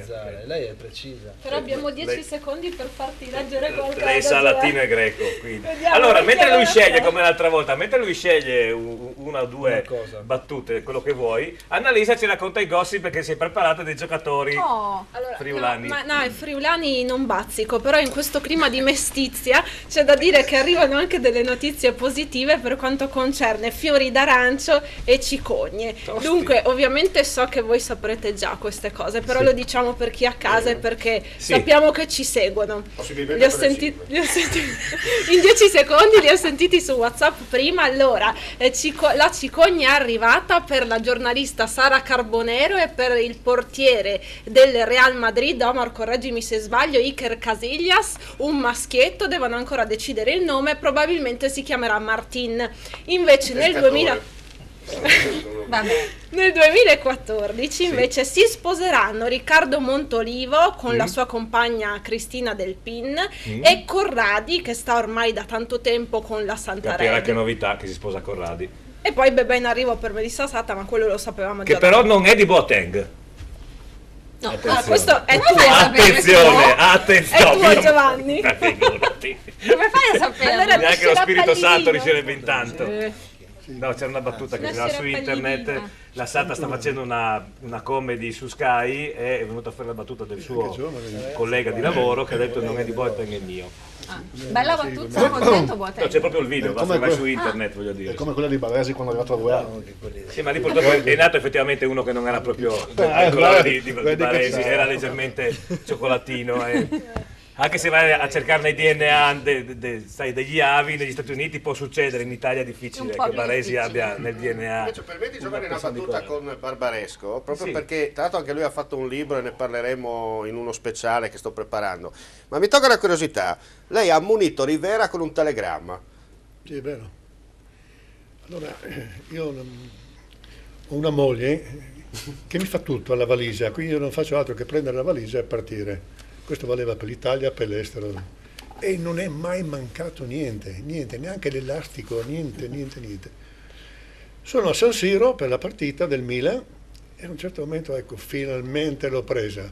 Mancava l'elastico dei calzoncini. Nel frattempo, proprio in quel mentre, mi è arrivato un telegramma di un certo Cadelli di Trieste, che era stato arbitro internazionale in Australia, il quale mi diceva: complimenti vivissimi per la partita, era un modo di dire, insomma, cerca di arbitrare bene. E ho visto che mi mancava il cartellino giallo. Il rosso l'avevo, il giallo non l'avevo. Allora l'ho piegato, no? E c'è stata una certa occasione di fronte all'area di rigore in cui il Milan beneficiava di un calcio di punizione, presso l'area, proprio presso la porta, e Rivera mi dice: non voglio il giocatore avversario lì vicino, perché l'avversario era 1,2 m. E dico: senta, si sposta, perché si sposti o lei mi chiede la distanza. No, la distanza non gliela chiedo. E allora se lei non mi chiede la distanza, io non sposto il giocatore che sta a 1 metro. E qui c'è stata una diatriba abbastanza lunga tra me e lui, no? Finché a un certo momento dico: si decide a tirare. No, se lei non mi pone lei me la chieda e io metto la distanza. Tiro fuori il telegramma, ammonizione. Insomma, hanno fatto la fotografia, i giornalisti, è apparsa quindi Rivera con questo cartellino rosso, tutto scritto sopra, no? Tutto scritto, no? Cartellino giallo, scusa. Sì, giallo. Tutto scritto, ecco, questo è stato... Io so che qua c'è Giulia perché deve fare degli auguri, Presidente, no? Sì. Allora aspetta che Giulia, guarda, Vittorio si non prendere paura, lui è Vittorio, ma tu non guardare su, guarda la telecamera e di quello che vuoi dire. Volevo fare gli auguri a mia mamma Mara, che oggi compie gli anni, e ringraziare tutto lo studio di Telepordenone. Bravo. Meno male. Abbiamo tutti avuto paura. Grazie, sì, perché siamo vicini, no? Infatti. Siamo molto vicini. Assunta. Presidente Giovanni, Chievo-Cagliari finita 0-0. Pignina ha sbagliato un calcio. Particone, no? No, il mio Reoma preferito si è addormentato. Sì, no, serviva poi giocarla a quest'ora di pomeriggio. Vabbè. Esatto. Invece Leonora Mazzari adesso ci racconta tutte le novità per quanto riguarda l'Udinese, sia l'Academy che tutto il resto, perché io so che tu hai seguito assolutamente in maniera attenta e sul campo, visto che eri in vacanza. Sono ancora in vacanza. Tu sei ancora in vacanza? Sei ancora in clima? No, sono rientrata 2 giorni. La preparazione udinese, no? Cioè Muriel che si fa male perché ti ha visto un po' di scinta e scivolato. No, non darmi colpe di cose. Cosa vuoi? Ma perché dobbiamo? Hanno detto che si era girato. L'hanno detto, poi... Ma io ero in vacanza, Abbiamo visto una tua foto, una tua gigantografia allo stadio. Mamma mia, dire sul maxi schermo proiettata. Ma tu che lo conosci, perché si rompe così spesso il ragazzo qua? Colpa mia non è. No, ma... colpa tua non è? Sei sicura? No, ma io... Ti hanno vista Cortina, mi sembra però, No, ero a Vienna. Sai, sbagliato proprio, non ero io. La famosa Cortina da un pezzo, no? Sì. Da un pezzo ero. Da un pezzo che è sceso in taxi, no? Da Cortina al Muriel. Lo sapete quello? Sì. Tra l'altro sai che il passo della Mauri adesso si chiama il passo di Muriello adesso. Perché? Dopo è rimasto bloccato sulla neve, le ho detto se avessi i Tretas, quelli antineve, insomma. Certo. Io comunque sarei curiosa di sentire cosa Raffaele ha scelto per noi. In chiusura, eccoci qua. Vorrei levarmi da questi. Però sappiate che nella lingua del nemico in triestino, io ve la leggo qui. Ma ancora, guarda che noi ci guardano fino a Rovigo da una parte e anche in Croazia e in Slovenia dall'altra, quindi allora non siamo mi più sento nemici. già più a mio agio. E sono lo studio a Udine, ricordo. Allora leggo un pezzettino che era il titolo, no? Il famoso Carpe Diem di Orazio, che diventa Gran Palatimo, che dà anche il titolo. Non sta me chieder, saverno sepol, cosa mia e cosa ti il Dio ne darà, piccia mia. E non sta a guardare gli oroscopi d'Egitto, se sai meglio sopportar tutto quel che sarà. Se tanti inverni ancora, o se il ciel ne gadasto qua per ultimo, fate sgaia. Missia il vin, e zonca le lunghe speranze in pici momenti. Mentre ciacolemo, se già scampa quel manigoldo del tempo, Gran Palatimo, guai far massa affidamento sul domani. È vero, questo è vero, bella. Complimenti anche per la traduzione. Complimenti a Orazio, io solo ho tradotto. Beh, non è facile tradurre comunque, credo. È un dialetto, è un modo di parlare bellissimo il triestino. Assolutamente. Diciamoci la verità, dai. Per me è uno dei dialetti o delle lingue, adesso dal punto di vista, più solari, più divertenti, no? Proprio quando uno parla in triestino sorride di solito. Siamo no? coccoli. Sì, ti che te son picci in particolare, no? E allora io voglio ringraziare tutti i nostri ospiti perché si conclude quest'oggi, questa prima puntata del 2014. Prima puntata del 2014, Siamo arrivati fino a qua. Befana. Siamo arrivati fino a qua. Siamo arrivati fino a qua, più che a metà. No, siamo più avanti della metà. No, siamo esattamente Siamo a metà. Esatto. Bene. Ci possiamo fare. Devo sopportarti fino alla prima domenica di maggio, ragazzi. Lunga, eh? Quindi torniamo domenica prossima, non ci resta che augurarvi una buona Befana. Sì. Lo faccio io? Assolutamente. Buona Befana. Vuoi che faccio la Befana? Se sei tu. Possiamo chiedere a Leonora al limite, se vuole darci una Se si mano. presta. Possiamo farla in due. C'è anche Annalisa qua. Ce la smazziamo in C'è tre. la Gemma allora. dietro. 4. Ci sono un pieni po' di di Befane. Pignarul da presidiare, quindi Stai attenta se passi per Cassacco Tarcento tu, Coi capelli domani. rossi, strega. Domani, è molto rischioso. E allora l'appuntamento naturalmente, se volete vedere in replica domani mattina a partire dalle 9 su Telepordenone, mi sembra dalle 7 su Videoregione e comunque sulla pagina di Facebook da martedì. Cosa dire? Cosa dire? Passate... Grazie Giovanni, grazie Omar. Grazie a tutti gli ospiti tutta naturalmente. la redazione, tutto il nostro staff, anche della redazione di Pordenone. Esatto, e vi salutiamo e vi diamo appuntamento per domenica sera, ma che domenica sera? Domenica prossima, alle 2. per l'appuntamento tra me e te. Domenica sera, domenica prossima ore 14. Rovinata. Ciao a tutti Ciao, e buona buona settimana, domenica. ciao. Passa prima da In Outlet, spazio aziendale elettrodomestici grandi marchi. In Outlet Friuli, a Pradamano dietro al Bennett, a Roveredo in Piano dietro a Bartolini. La più bella moda uomo, il total look unico in perfetto stile italiano. Paolo Miotto, stile italiano, via 25 aprile 1, in centro ad Azzano Decimo.